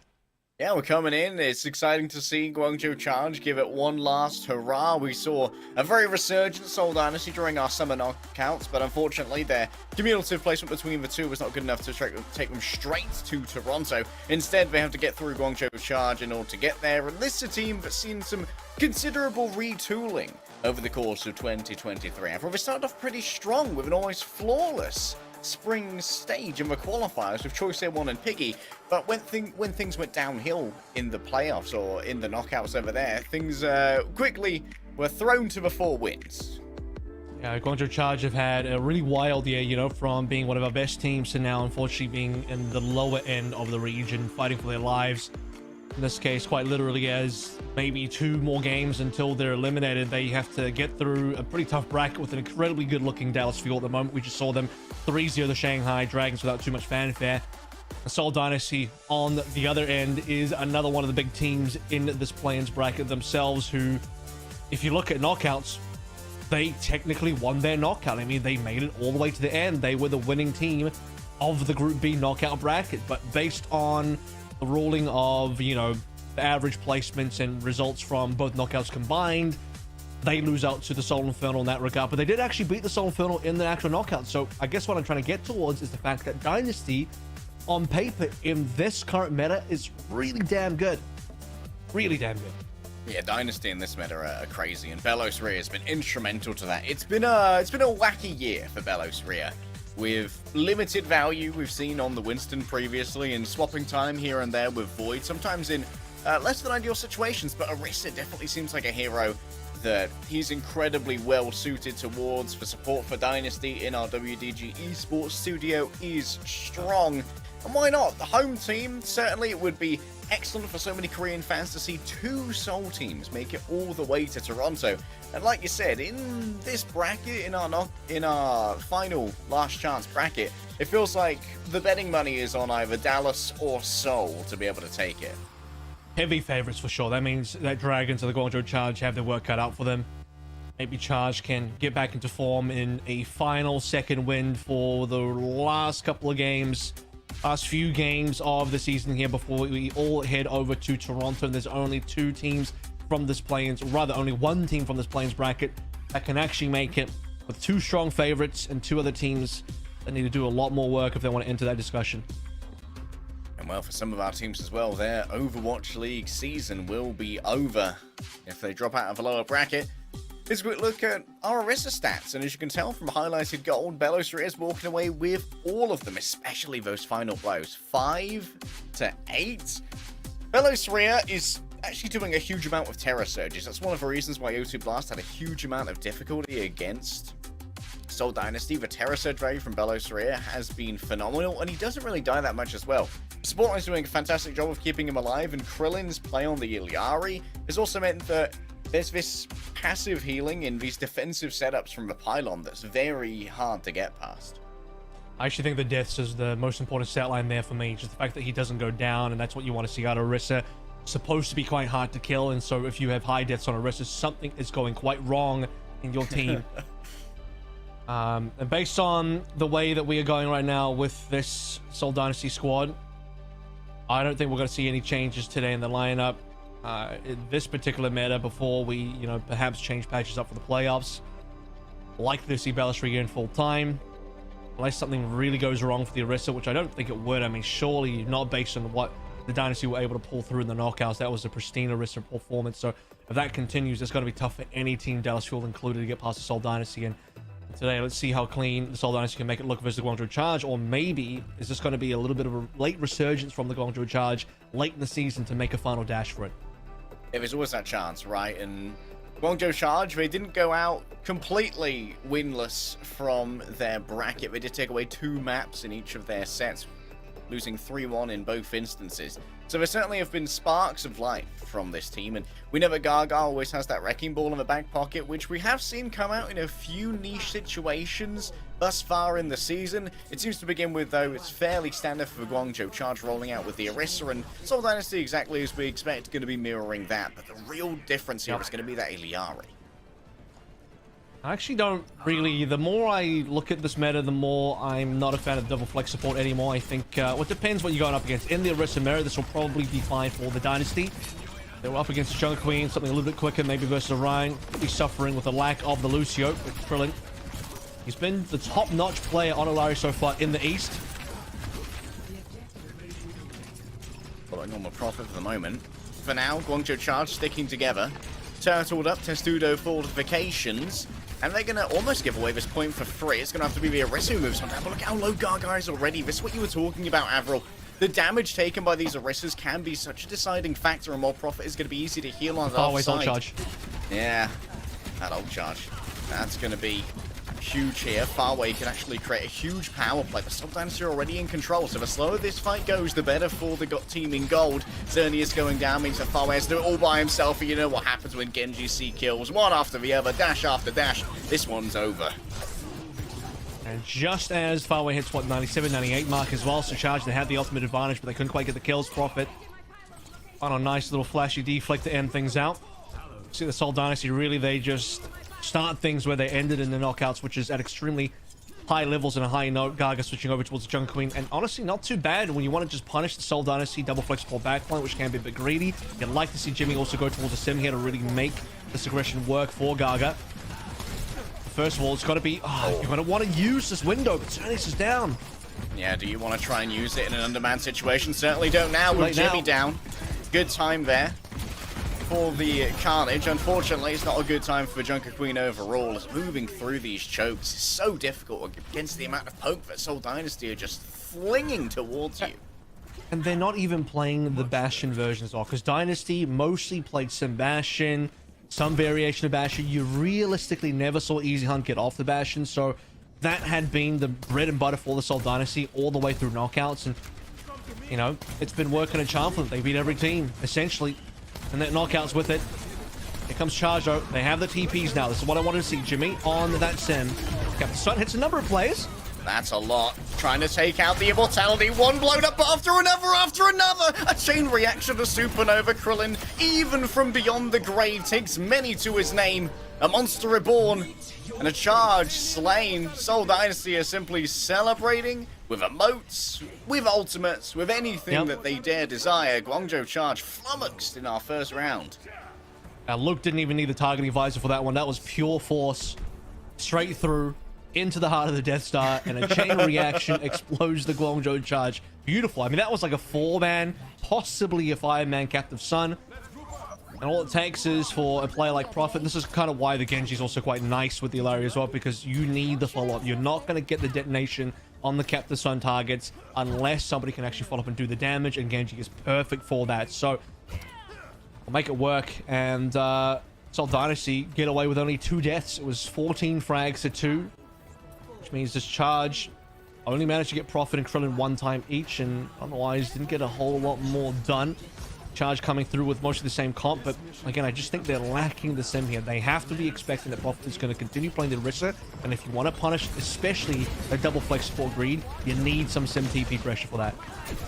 Yeah, those double speed boosts might be enough to try and out-rotate this, but certainly wasn't during our previous sub-map. Prophet moving over to the point and getting that burst mobility over to the Orisa is great for being able to just try and outmaneuver the Junker Queen. Jinmu's already down. Belos Rhea, just heaps and heaps of damage out of a horse.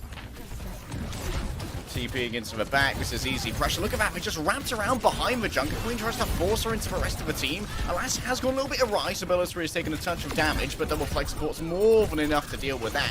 And the second that the Junker Queen even gets close to hitting those squishy underbellies, you're getting span out. This is Peel.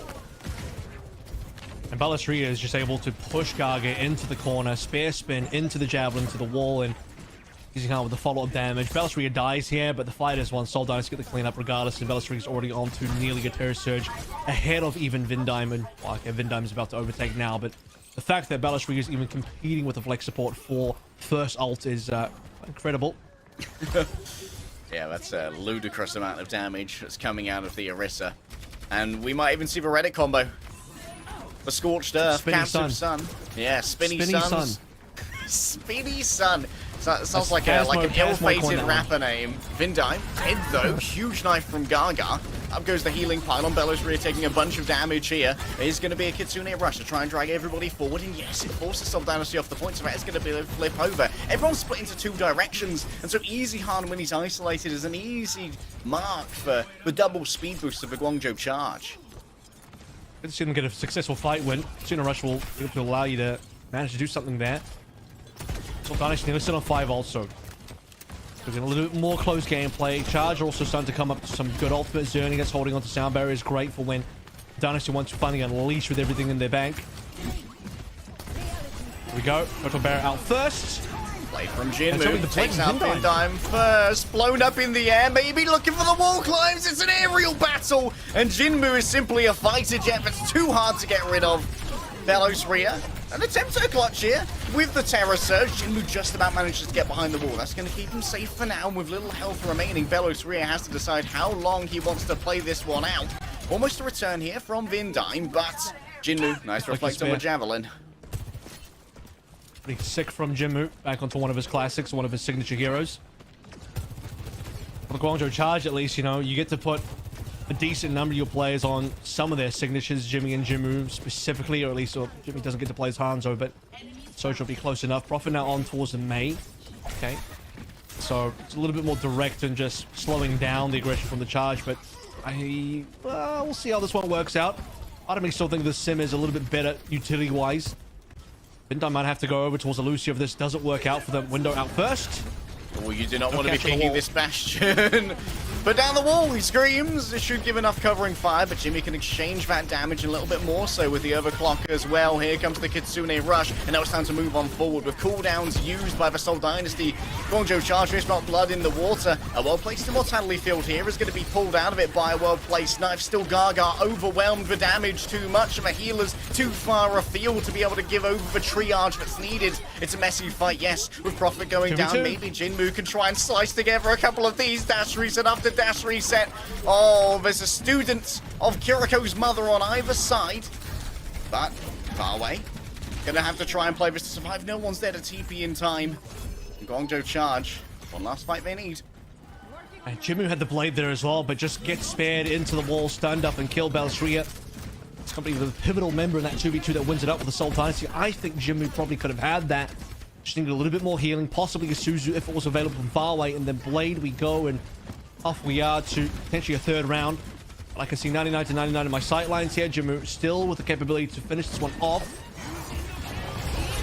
Oh, nice outburst, knocks it back still. Airborne is Jinmu trying for this same again. So many players on critical, but Gaga just being slowed down by the Blizz was an easy target. Jinmu's been given over a little bit of additional cushioning. Terror Surge all the way to max. No, 143 is the percent given over. She needs to get out of the firing line for the moment. Jinmu still tearing people apart. On this Genji, it's been an absolute breakout hero for him. And like you said, one of the old classics. Why not rely on the comfort? Because comfy feels so good if you're a Guangzhou charge fan. You start to really see the difficulty in Seoul Dynasty's ability to get back over towards the point, and you know they have to burn ultimates to even look at the point to push forward.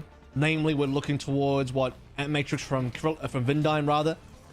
Seoul Dynasty struggling in a few areas to stop the Jinmu blades, the general Jinmu mechanics. This is one of the moments that we're talking about here, where there's no defense. I mean, you have the lamp, and that's about it. Krillin can save himself mostly through the Captive Sun. With enough wall climbing, with enough vertical mobility, Jinmu still finds him. This is kind of why I think the double flex support line is just too gritty. A Lucio would have allowed you to speed away, put the sound barrier down. I think even just keeping a Sim on board as well allows you to TP away from that situation. Seoul Dynasty kind of lacked both there. I am not a fan of the Mei in that particular matchup. Well, so we're not going to get the Mei anymore, but we are going to get a Torb Soldier. Yeah, new Sim replacement just dropped.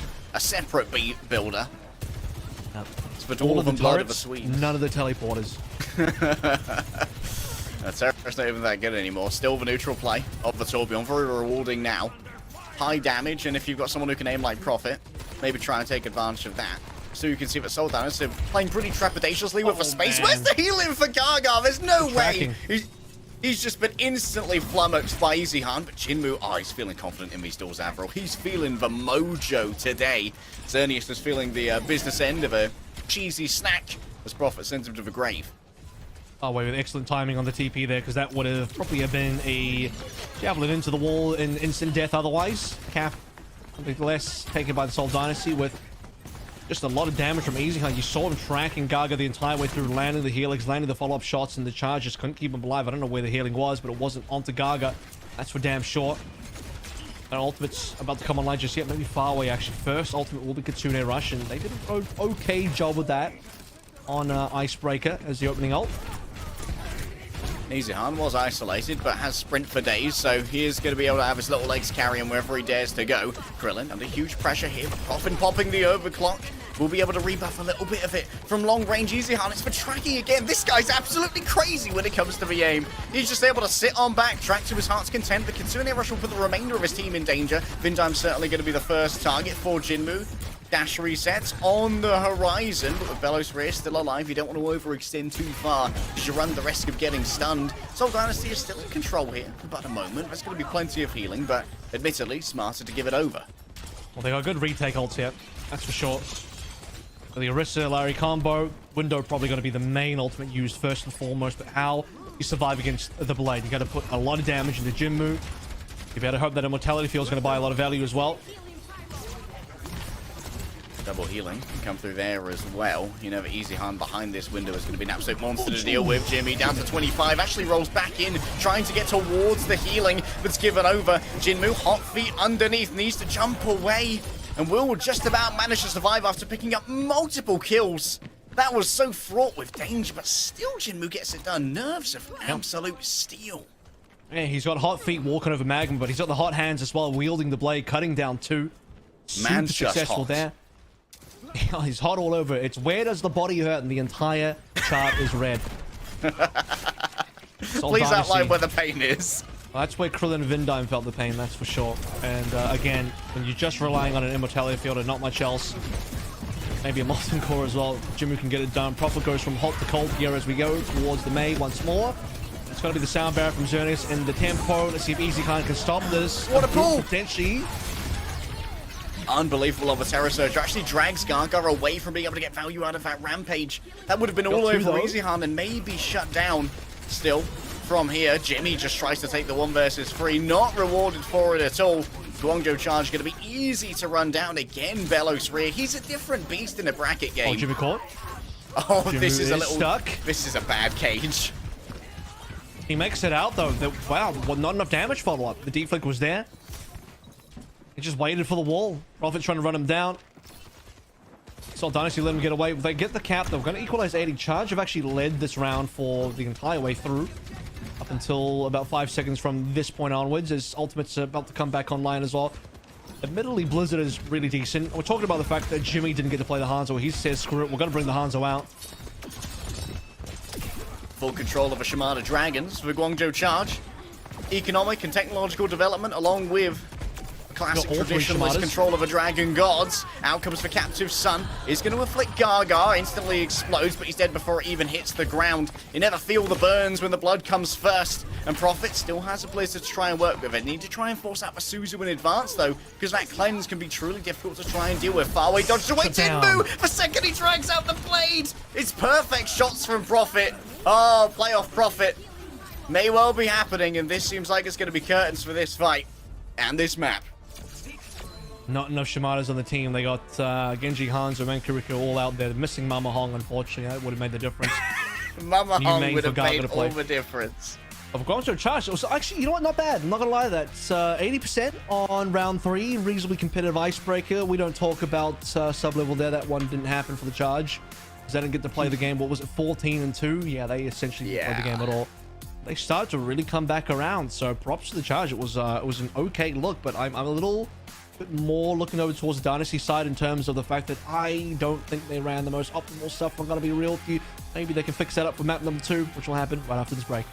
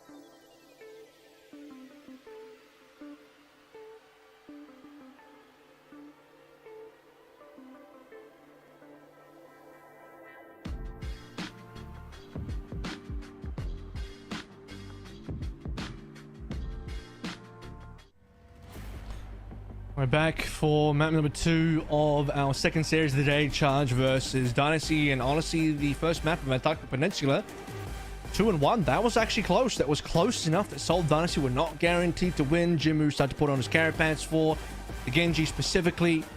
Jimmy went back to Old Faithful on the Hanzo, and Charge were, you know, they looked okay. That was a reasonable performance. High praise from Avril. They've reached the dizzying heights of basically okay. I've been impressed with Jinmu. He's had a pretty hot hand, have a hot feet on the Genji. And we've seen a fair amount of Genji in our previous battle as well between Sparkle and Viper.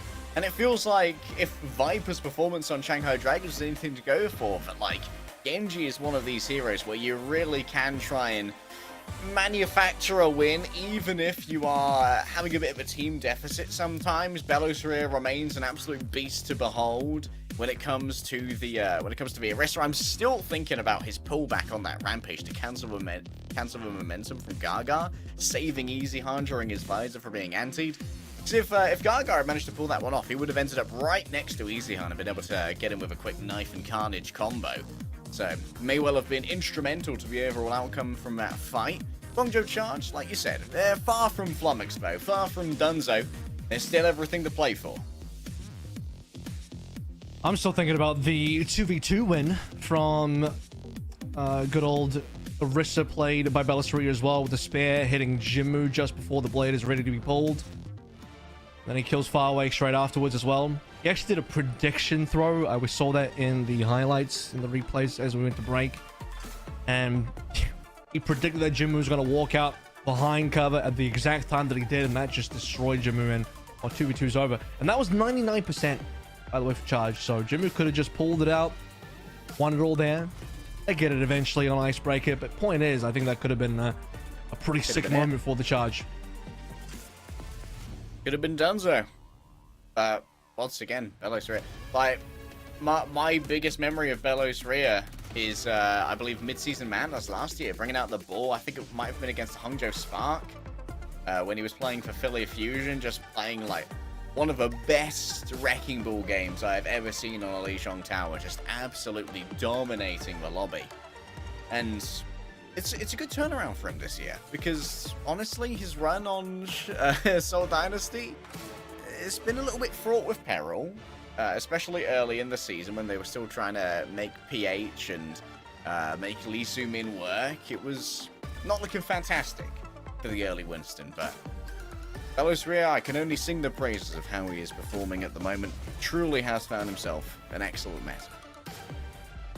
And now he's found himself in excellent map as well, because we're going to go to Eichenwalde. This is Charge's pick, and yet, you know, I did a little bit of a double take. I'm like, hang on a second, did Dynasty lose map 1? Because if Dynasty lost map 1, it makes sense why they would choose to go to Eichenwalde. This has been their best map. Charge have just chosen Dynasty's best map, so you have chosen death. I don't know, they've chosen a very difficult map, that's for sure. You know what? We've got to beat them on their best map to do the most mental damage. This is a psyop, Avril. That's all I can say about it. Xerneas if you can beat Dynasty on their best map, then actually yes, you can win the series, but it's easier said than done. Oh, Easyhan actually pulled out of the Immortality Field for about a moment, but no one actually ends up destroying it, so it's a quick use of the wheels to get back in, and easy survivability for Easyhan. And Seoul Dynasty, they wanted themselves a quick map. When you choose theirs, they will decide to just go to first. There is a small hostage situation going on towards the bank, but the hostages are fighting back. Someone gave them guns and Glocks, and they're still alive. This could be a frightful stagger. Xerneas is stuck as well. One thing, the TV just came up on time, so swift step away. Back to the team, and Charge will have all 5. That would have been a very critical stagger. Otherwise, Seoul Dynasty would get a lot of free movement, given Charge's lack of players. Trillant doing the most there, 71%. Damage and healing found. Seoul Dynasty, they got the good comp for this map as well. Lots of TPs to break the high ground with. And Charge, because they're playing Jungle Queen, they got to come down. They have to aggress on the Dynasty. Xerneas nearly dies again. Playing some thin and proper-esque support DPS flanks. What a nade from Easyhan. No need for hit scan when you can lob them like that. Gaga is putting the cupboard under the stairs. You ain't going to Hogwarts today, but you might be going to Durmstrang with this. Oh, what a nano does give enough damage to take out Profit, but Krillin still thinks that this one's winnable and might well be right. Put to sleep. A quick nap is going to be enforced here, but the fuel is strong. Seoul Dynasty continue to push this car. Charge to regroup quickly. They have another ultimate online. And the further Dynasty go, by the way, the thinner they stretch themselves. And they recognize that, so it's going to be a pullback. A kill onto Jinmu, who actually overcommits there. He was deep in. Yeah, dies even the outburst. Now the TP aggressive with the high ground. A lot of members caught here. Should be a bit of a slaughter. Charge, they're split. They're low HP, they're down members. Yeah, Gaga doesn't have too much damage to do at this range. And Eichenwalde, of course, we've seen just how good the tracking can be on the soldier. And that skill set equally valid in playing the recon mode on the Bastion. Nice body block there just to make sure that he doesn't get pulled into the pit. It's a good Tsune rush. Will they contest? Now the long range window from Vidime as well. Yeah, this is going to be a huge amount of damage. It's a slaughter. It's a well, this was ambitious. Let's see if we can get anything from these. Well, Jimmy expected his team to contest a little bit harder, and if the team was able to contest, then maybe the off-angle overclock would have been good. But a wall down from Prophet that just cuts off a lot of angles. He even played that one. I mean, that was a decent wall, I suppose, but really it's the window from Vindine that does most of the work. You just can't plan for that if you charge. Yeah, especially with Wheels mode Bastion behind it. Gaga, once again, going to try and get value out of this rampage. So many ways for the Arista to try and shut it down. Bellows rear remaining cognizant of the threat. It's got to have been tracked with the Javelin spin and the Javelin itself having been used. This could be it. Nice. Already 3 players going to be anti. Both for supports. A fat Carnage as well. Everything he wants. A little bit more, but the cross heel strong as well. Somehow Seoul Dynasty have kept both of their supports alive. And Bellows rear still being an absolute monster on the car. He's so difficult to dislodge. That's going to be oh my goodness. Oh, what a blade. Going up high. Going down low. Managing to find enemies everywhere. And it's a 4K with the nano blade. He wants it. The ace. Oh, Bellows rear. Do you escape here? Arista's too tanky. Arista's too tanky. Yeah. No, you can't do it. You're chasing into spawners as well, so we'll take 4. It's good enough. It's more than good enough. You blocked out the fact that there was a captive stun in there as well. Profit's on 1 at the moment. Krillin's even just gone to the life with it just to save Profit, which is actually not a bad swap. His real hero that he wants to play is gonna be the Ana instead. And with the reveal of the Doom coming through for Gaga, Eichenwalde, he knows what to do here. Swaps off the Bastion. Doesn't want to borrow it. Prophet would probably solve off the sim here, but he's 75% towards a Photon Barrier, so we'll stay. Yeah, Photon Barrier can be interestingly instrumental. Oh, we have seen some incredible set plays with it. Nice TP moving forward. Oh, Jinmu has no idea what's coming. Absolutely destroyed by Eichenwalde. Farways next to Bomb the Docket. What a pickup this guy was. And the payload's about to finish the map, I think. It's not too much left. There's going to be one last wave of respawns. The high ground setup coming through.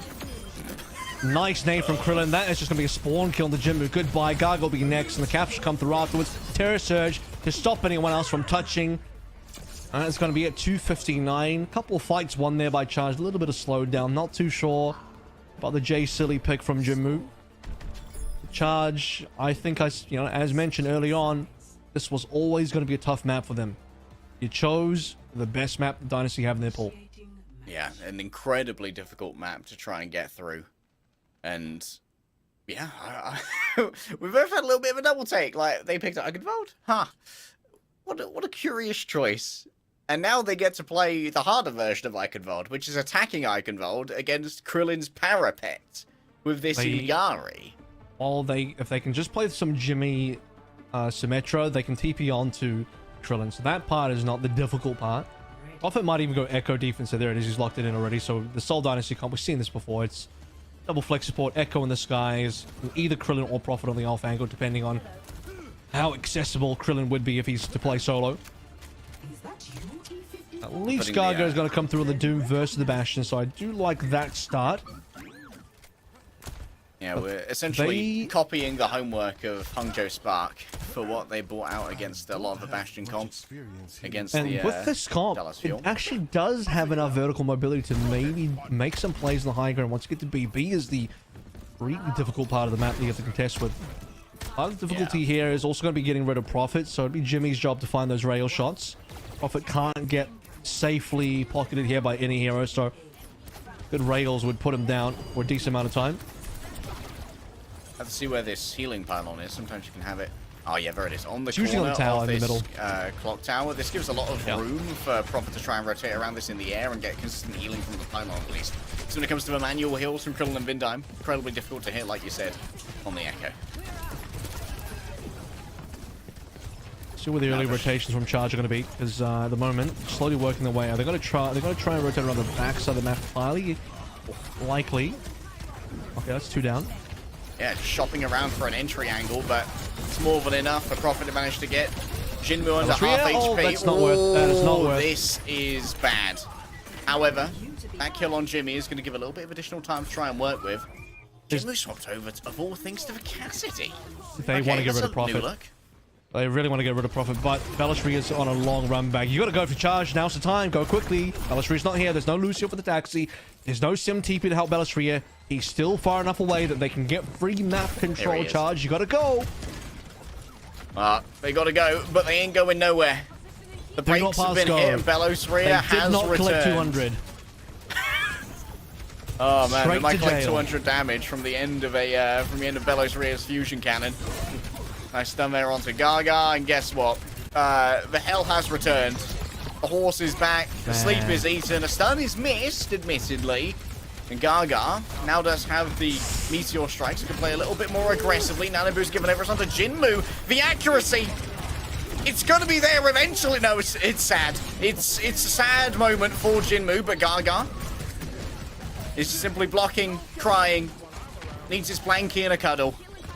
I think this one is breaking down a little bit.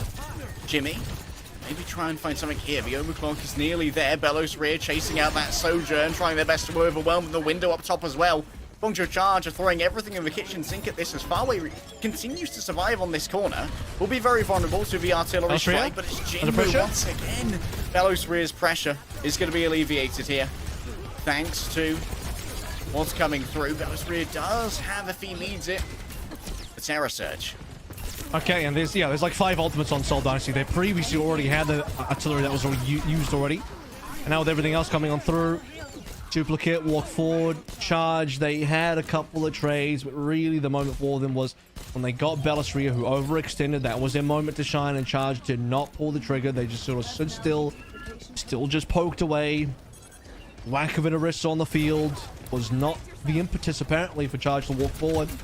Now Jimmy onto another hero. Jimu, rather, onto another hero. He's going to be playing the Ashe. This is a very rare look from Jimmy. I mean, 2 hit scans in a row. Reflects DPS player.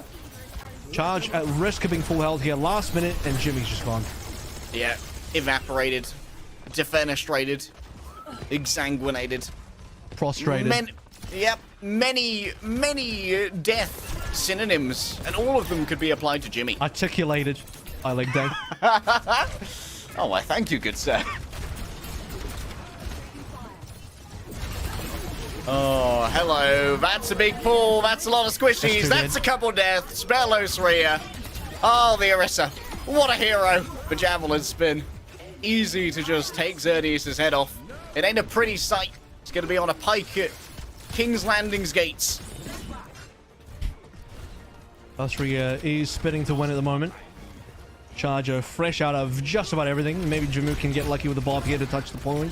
That'll be the only time they touch the point, if anything gets there. That's if it doesn't get disrupted. Jimmy wanted to go for a final contest, and he needed to. We are done. A full hold. Yeah, it is a full map completion with, what was it, 259 by Seoul Dynasty for the full map. Just a full hold. The Gonjo Charge looked competitive on Antarctic Peninsula, not so much on Eichenwalde, and was really surprised, to be honest with you. Smiles on the faces of Seoul Dynasty. They can't believe that that was the map pick either. Like, okay, cool, we'll take the free win. Yeah, what a on ladder, we call that free low, and might well have been in this case. Man. Tough scenes. And it's not like they didn't have the chance.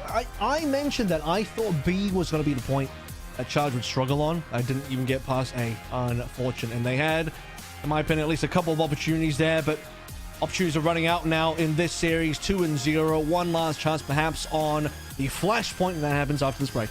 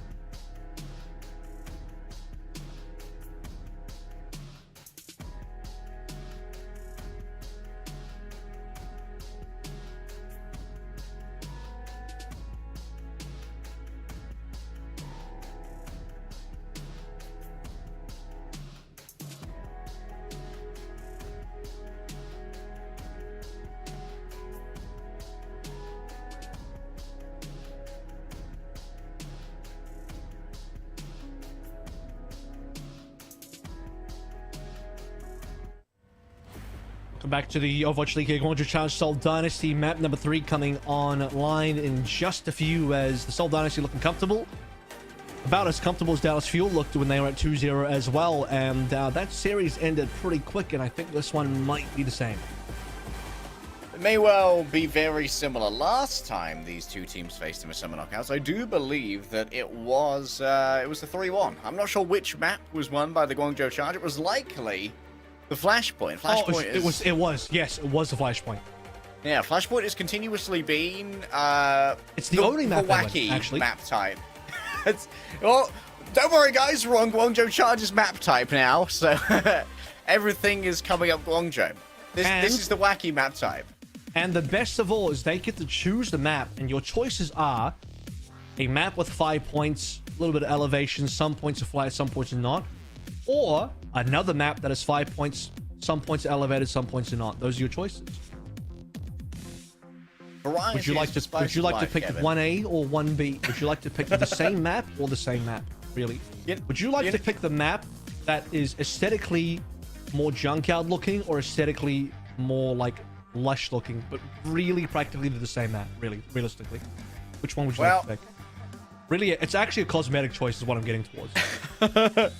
Just like my ranked games and my gameplay, I'm always leaning towards the trash. New Jug City, same for Guangzhou Charge. This is maybe a little bit less Orisa favored. Like the movement speed that the Junker Queen can give here, alongside what we've seen from Xerneas playing the Lucio, this seems like something that extracts a lot of value on Flashpoint. But we do have also with Vindime on this team, but it's more than capable for Seoul Dynasty to just keep playing a speedy comp and trying to outplay Guangzhou. I'm really hoping, well, my only thing on the wish list for the moment is that Jinmu does not go back on hit scan, because that would be a sad way to end their bracket run. Of course, we do have a lower bracket, but I still hate it. Yeah, but Jinmu doesn't care what you think leg day, so he's going to do whatever he likes. You like with that moment when you queue up for ranked, and that he's going to be the DPS player that's not in comms. Lock in the window. He's listening to his gamer music, and he's locked in. And you ain't telling him what to do. He's going to play the Genji, which is correct, yeah, so that's nice. It's got only Orisa as well. So the only difference is going to be BAP versus Ana. I actually prefer the BAP here. I think BAP for especially the Orisa is really nice. But tell you what, the Ana Blade, Nano Clock, good combos. Really good combos. Yeah, without the Bastion, the window can be of slightly lesser value, but of course, in the middle of a fight, it can always be very much a tide turner.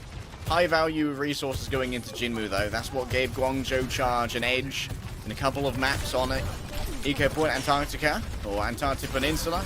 There's so many Antarctic maps, just a battle between them. Gaga slipped in behind in Bellows' rear, and that equal death of a wayward Orisa. Still with Krillin going down, but it's still anybody's game. As the Orisa starts to get in onto these squishies, though, things are going to start to get real complicated, and the two-man death squad of the Lucio and the Genji easily hunts down all the squishies that remain. It's very simple. When Gaga dies that early, Bellassari is still up. He's hunting players down. He's in your face. Javelins are being thrown. The frags are there. So not a lot there, unfortunately, from the charge, sadly. At least both Farway and Krillin got some good ult charge. Xerneas to be lagging behind Vindime here. Which matters when the blades start rolling out. Speaking of which, Prophet is slightly ahead of Jinmu, so yeah, blade is what you really want to counter, I think, with the sound barrier. Is Farway caught? A lot of players are caught, actually. That was a deflected. Possibly a reflected nade. Yeah, exactly. Oh, Prophet, just making sure. You know what? We don't have an Ana, but we still got the win condition. When I'm in your head like this, it's all for me, baby. And Prophet puts the blade to the knees of Jinmu. No more adventuring for you, my son. The classic Prophet Genji. We haven't seen a lot of it because mostly Dynasty, when they're up against the likes of O2 Blast, Infernal, and all of that, they're forced to play more. Okay, it's just going to be more Sim Bastion. Can't afford to get into the individual carry picks here. We're gonna slave the meta away and just play what is required. But yeah, Prophet gets to have a little bit of fun. As mentioned previously, there's no defensive ultimates. Farway's gonna try and just shoot a couple of shots, but unless Jinmu wanted to pull blade there, Farway wasn't gonna blow the nano, and it's 99% for Captain up one, so it's done. Unfortunate miss on the sleep. A trade out is just Pyrrhic victory for Xerneas, and here we go. Where's our next point? Looks like we are going to be heading towards the bomb flats. And this is, well, it is an advantageous spawn for Guangzhou Charge. Most of them are dead. Yeah, they are. You got 3 members that are super far away from Seoul, though. So Red actually, Tracer. Charge, okay, Bellatrix is, well, I don't know, I think Tracer's faster, maybe Prophet was just concerned about how quickly he was going to get to the point, but yeah, I think the Genji is definitely better in this situation. Either case. It's another Prophet classic, so I think he'll get away with it no matter what. Here, he's on playoffs mode for sure. Guangzhou Charge with 5 ultimates cannot afford to let this fall away. And Nano on to Xerneas. Oh, it must have been a Boostio. Oh, a misclick there from far away might cost everything. Jinwoo's been taken down. The play got nothing as it was answered by Vindime, of course, for sound barrier. But this is an absolutely monumental dropping of the spaghetti from Guangzhou Charge. With 5 ultimates in the tank, they lose the first fight. They're in advanced position as well. I will counter with this, though. I didn't order the spaghetti anyway, so technically the order was wrong. Therefore, I'm less disappointed. And let me explain what I mean by that. It was the Nano Blade. The Nano Blade, which would have been the Nano Blade, had Xerneas not taken the Nano away, would have been countered by Vindime's beat anyway, is all I'm saying. So, you know what? Is it sad the spaghetti was dropped? Yeah, but I ordered lasagna, so I'm still waiting for that. True. Papa Pepperoni may have dropped the spaghetti, but hey, it was only ever going to be a 2-star meal to begin with. It's a Pulsar in the back pocket. Who's going to be the recipient? Jimmy swaps over onto the May here. An interesting choice. Gaga's been separated from the rest of the team. Oh, that's a risky play, but of course, with the help of the Immortality Field, Xerneas does indeed get it out. Easyhan knows it on this other side, but not yet punished. As Belos Rio being down does mean that Seoul Dynasty and their squishy card rate are easily accessed by the Guangzhou Charge. Maybe I'll decide to just... They've been confused by Vindime. There's a frog hippity hopping around everywhere, and this is a long contest for Seoul Dynasty. That's not bad. Xerneas got a couple of frags there. He's making up. He's making up for the Nano Seal. He didn't do that when he had the Nano. The Boostio did not do that, but the base Lucio did. Oh, Prophet down. Base This is also Lucio. nice. The base Lucio and the Boostio. There's nothing based about a Boostio. We're not going there.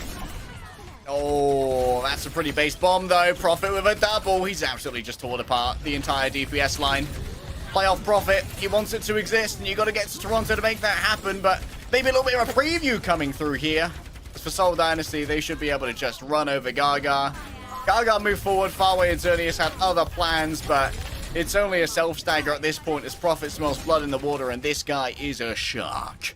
I'm gonna assume that the Immortality Field was just not there. Because you got a Farway BAP here, That's a but bad spawn. no save on the Pulse Bomb. Prophet doing a little bit of scouting, but they all want to run. Yeah, going top right here for Junkyard is obviously not good for the charge. Dynasty will be there first. Jimmy We're trying to take an early fight. Jimmy being taken out. Oh, that's an interesting ult. Just walks through the window. Belos Ria seems to not care for your heirs. Your haughty heirs have been taken elsewhere. Gaga, the window has faded away, just surrounded, picked apart. The vultures are found, the mates and the corpse. And it's a nice, nutritious snack full of protein. I mean, even if Bellatrix didn't walk forward into the window, which is fine, by the way, because it nullifies the effects of the window, I think Seoul could have just backed out. They easily could have just backed away and disengaged, which would have wasted the window. So I don't think the window was going to do too much for Farway or the charge in either case. It looked like it was going to be a failure of an ult no matter which way you slice it. Now you do have a Blizzard online. Who are you really going to catch? Bellatrix most likely, but he's probably just going to fortify out. Oh, nice mid-air javelin there from Gaga. While Bellatrix did go marauding into the backline, it was his own squishies who were absolutely destroyed. Nice shot there from Jimmy. Seoul Dynasty just held ults. Wait, A little hold too up. quick there, and Vindime says, you know what, we'll save this one. I carry my burdens. Everyone's All cycling right. through like 5 different heroes there, and he's trying to get to the right spawn or something. All right, here we go. Ultimates. You can't waste... This is the thing, I mean, you cannot waste time on this map. We're not playing control. You're losing percentage points very quickly when you're screwing around in spawn. You get far away, though. Grabs himself. Gaga, a little bit of zoning. Nice dodge there from Xerneas. Manages to make sure the Terra Surge does not strike Payda. An exchange of DPS here as Vindime says that this one's winnable, boys. Going to move on forward with a sound barrier. Belarus already fallen, though. Headshots onto that big old noggin. Make sure that she's not going to be surviving for long. Xerneas on his Fragger arc, but hanging at him with Disruptor Shot is bad for a Frog's health. Little known fact that you won't catch on David Attenborough. What a stick from Prophet. This is messy, Avril. This is anyone's fight. How good is Prophet to still carry the team? Okay, he's backed out. The team is... Easy Hans just peeked his head through the door and said, not today. Not yet. Waiting for the bodyguards. There's the touch. Prophet will get it. That's what the good Tracer pick is going to do for you. Jimmu now on... I don't know how many heroes he's played. 3 heroes, man. It's a great window. Contesting this point. Ill-advised for one's health, but maybe tried anyway. Belarus, what a javelin. Once again, far away in danger. Belarus has to move on to the point. Overtime continues ticking away, but for now it's manageable with this many players here. It's an off angle from Krillin with the window. Gaga can't stand to stay in front of it for this long. And this should be a flip over here to the Seoul Dynasty. Guangzhou Charge have some time to work with his Jin, who is going to be chasing elsewhere. It's on to Prophet, but Prophet simply faster. The Time Demon has signed the contract, and yes, that is going to be a fight victory for Seoul Dynasty. Well, there will be one more contest. Charge have bought themselves at least that. They got the 99 first, and you know, this has been their best game. Oh, dude, Prophet is on something today. Play-ins Prophet, he's doing it. He's warming up, boys. Wait till you get to playoffs. That's where Seoul want to get to. Charge, here we go. 2 ultimates alongside the sound barrier. Easy Khan with the overclock as well. That could really spell trouble. Xerneas is going to have to pop the sound barrier as soon as he can. When the overclock is there, maybe he just dies. Maybe they're untouched. Maybe nothing happens at all. Maybe it's just over. Maybe it's Maybelline. The barricade that was erected in front of Xerneas as he tried to touch with the extra little hop, skip, and jump from the sound barrier. That was a multi-layer defense, an iron dome, an iron curtain erected around that point by the Seoul Dynasty, who were looking real clean, and the same could be said of the Dallas Fuel. Our winners finals, I've got to talk about that already. That's going to be a banger between these two titans of both the Junker Queen and the Orisa. We're going to see these two styles clash again. It's Godzilla versus King Kong. It is. It's Kong versus Godzilla. It's the GIF. It's the GIF of them fighting on the aircraft carrier or whatever that ship was. They're just slugging it out in the middle of the ocean. That's what that will be. Today's player of the match is not a tank player. It's going to be Krillin because he had a really good ultimate. Yeah, so some real good ultimates, some good consistency just on the healing, dying less than far away. One good ultimate, boys and girls, but hey, that's all you need. This player of the match was chosen by the in-game player of the game director in the Overwatch client itself. One good ultimate, boom, POTG done. Thank you very much. Oh yeah, it was we're just getting together the highlight reel, seeing how many angles we can capture of that captive son. of the one play. It'll be one play shown from 10 different angles. That's how it will be. Here we go, boys. Angle number 1. This angle number 2. This is angle number 2. Got you. Angle number 3, because we already saw the POV earlier. This is angle 3. Oh. Angle 4. No, okay, this is the same. But, okay. Nolan tier. Absolute cinema. Oh, and of course, when it comes to Vioriari, this guy is one of the best. Krillin versus Samaja, which team are you on? Here's a quick look at, we're just gonna move straight on to New Junk City. Of course, I think that Krillin dying less than far away was incredibly important to the overall success of the Seoul Dynasty Orisa composition, and just good use of the exo boots and verticality overall to make sure that things could carry on in the way of Krillin. Got ourselves an interview, so take it away, Unknown. Tell me what's on the mind of a Seoul Dynasty. 빈다임 선수 안녕하세요. Hello, Vandime. 안녕하세요. 승리 축하드립니다. 승리 소감 어떠신가요? Congrats on your win. How do you feel? 그래도 생각한 것보다 더 쉽게 이긴 것 같아서 네, 잘 된 것 같아요. Well, we won a lot easier than I thought we would be, so 안정적이고 I'm definitely happy with that. 든든한 백업이 돼준 우리 빈다임 선수인데요. 오늘 바티스트를 주로 기용하시다가 플래시 포인트 때 루시우를 기용하셨잖아요. 네. 그때 루시우로서 So 상대팀의 you had a 나노가 bit of a change of 루시우에 heart from 들어갔을 때 Baptiste 어떤 to Lucio 생각하셨는지가 on 궁금합니다. Flashpoint today. What was kind of like the reasoning behind that? 전 솔직히 좀 당연히 나노겐 줄 알고 좀 당황했었는데, 네, 뭐 재밌는 것 같아요. I thought it was 혹시 pretty fun, and also 본인도 좀 in 나노를 Flashpoint, I 갖고 just 싶다는 wanted to 욕심은 point out that 없으셨나요? there was a fun moment where 갖고 싶은데 이제 they wanted to go to the 모르는 Nano 아이고 Genji, and 때문에 then 저 항상 빠져있긴 하거든요. suddenly a Nano Lucio came over. 아 그렇군요. 그런 포지션의 비밀까지 알려주셨는데 이 전 경기에서 델러스가 승리를 했고 승리 인터뷰를 했는데요. 플레이인에서 만나면 가장 까다로울 것 같은 팀이 어디냐라는 질문에 서울을 지목을 했습니다.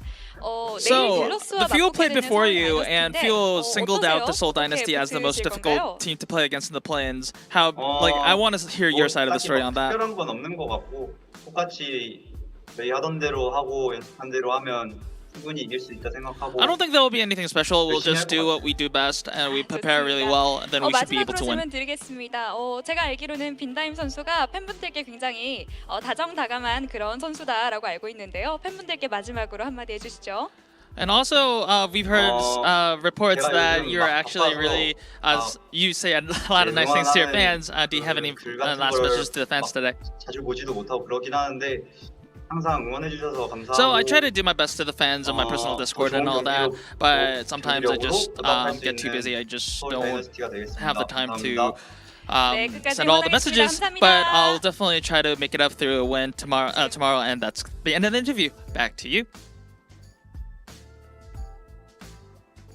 Right on. What a day. 0-3s across the board. Quickie. Tell you what, though, Shanghai did take a few points to cap that Eichenwalde. They made that one look a little bit competitive versus the Dallas Fuel. Viper showed up with the Genji today. There were a couple good moments from the Dragons. You're thinking, damn, Hisu has kind of got that locked in on the Sojin as well. Some okay things from the field today. Wasn't that pleased with the Charge, though. I'm not going to lie. Charge, they took the 1 point on Antarctic Peninsula. I think was Icebreaker. Sub-level was a huge stop. Eichenwalde was a complete mistake by the Charge, and New Junk City was a no-touch final point 3-0 affair. Yeah, it was not the prettiest from the Charge, but maybe going up against the Dragons is going to be a little bit more of their speed. We're going to see a little bit of a battle of our Genji avatars between both Jinmu and his mystery heroes and Viper, who today was outstanding, like you said, on Eichenwalde in particular. Shanghai Dragons really showed some signs of life there, but then we've got our Gigabanger up second. Seoul Dynasty versus Dallas Fuel is going to be a real treat to behold, and I can't wait to see how these two styles match up against each other. Well, sure. I mean, you have the Queen coming through from Hanbin. That's been impeccable for Dallas. And you have the Orisa coming through from Dallas on Dynasty. That's been impeccable for that team as well. So, two varied styles. You also have Dynasty that likes to look at a lot of the double flex support stuff as well. They have the capability to then go back over towards the Lucio. Prophets played a bunch of different heroes in this meta. Easy Hunts swapped comfortably between both Soldier and Bastion. And also the Soldier on top of that one. So, you know, we have I think, extremely good match on hands, and if we're lucky, we might even see it twice, because that is the upper bracket game, and this is a double elim format. So they may play each other one more time in the finals, and only one team can actually qualify to Toronto into the playoffs from this bracket. So all to play for here, and both Dallas and Seoul Dynasty have really good, I think, arguments for why they should be the team to make it through. Yeah, well, they both have good arguments. Unfortunately, tragedy will irrevocably be afflicted upon three of our teams. 3 seasons will be over by the end of Sunday. We have 3 days in a row of 2 matches each. One team is going to end their run tomorrow between Guangzhou and Shanghai. Right now, it feels like Shanghai are in a little bit of a better position, but maybe Guangzhou can pull something out with the Orisa. That might be a little bit of a slight advantage over Fate, who is also having some trouble with the Orisa thus far. But, like you said, solid arguments for both Dynasty and Dallas. And honestly, I don't know what is going to happen between them. We know that if we go over towards that Zarya meta, it's likely that Dallas Fuel would play better in Toronto, but also Void is on the bench for Seoul Dynasty, and we know that Void is a fantastic Zarya in his own right, and has managed to win multiple times when he gets these metas that really suit his hero pool, like last year with the Shanghai Dragons during Jotes. Yeah, would be funny if we get a really strong Zarya meta that is potentially also got the Reaper and the Genji in there, and then Dallas don't make it there. But you know, to get there, you have to first make it through the play-ins. You got to prove that you can win in this patch first and foremost. You can get past the Seoul Dynasty, who themselves really want to get to playoffs, and the double Seoul teams in playoffs in Toronto would be pretty hard. So I'm enjoying the possibility of that. Honestly, I'll be happy with either Dallas or Seoul Dynasty going through. What I want is the best team, and the best team is going to have to prove themselves in potentially 2 of these matches, because, as I said, upper bracket final, and then a possible rematch in the grand final as well, with the option of one of the Shanghai Dragons or the Guangzhou Charge to maybe make a dark horse run. But at this stage, both teams being 3-0'd, it's not looking particularly hot for either Shanghai or Guangzhou, maybe even less so for Guangzhou, given that at least Shanghai showed some chops today on Eichenwalde. But the journey will still be pretty hard. That climb is going to be tough. Yeah, it seems like our teams certainly have been separated into the 2 tiers, right?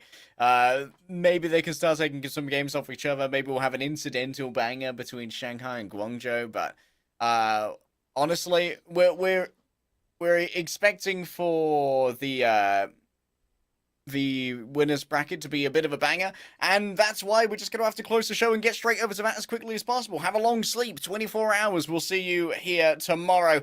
Thank you so much for watching. Bye-bye.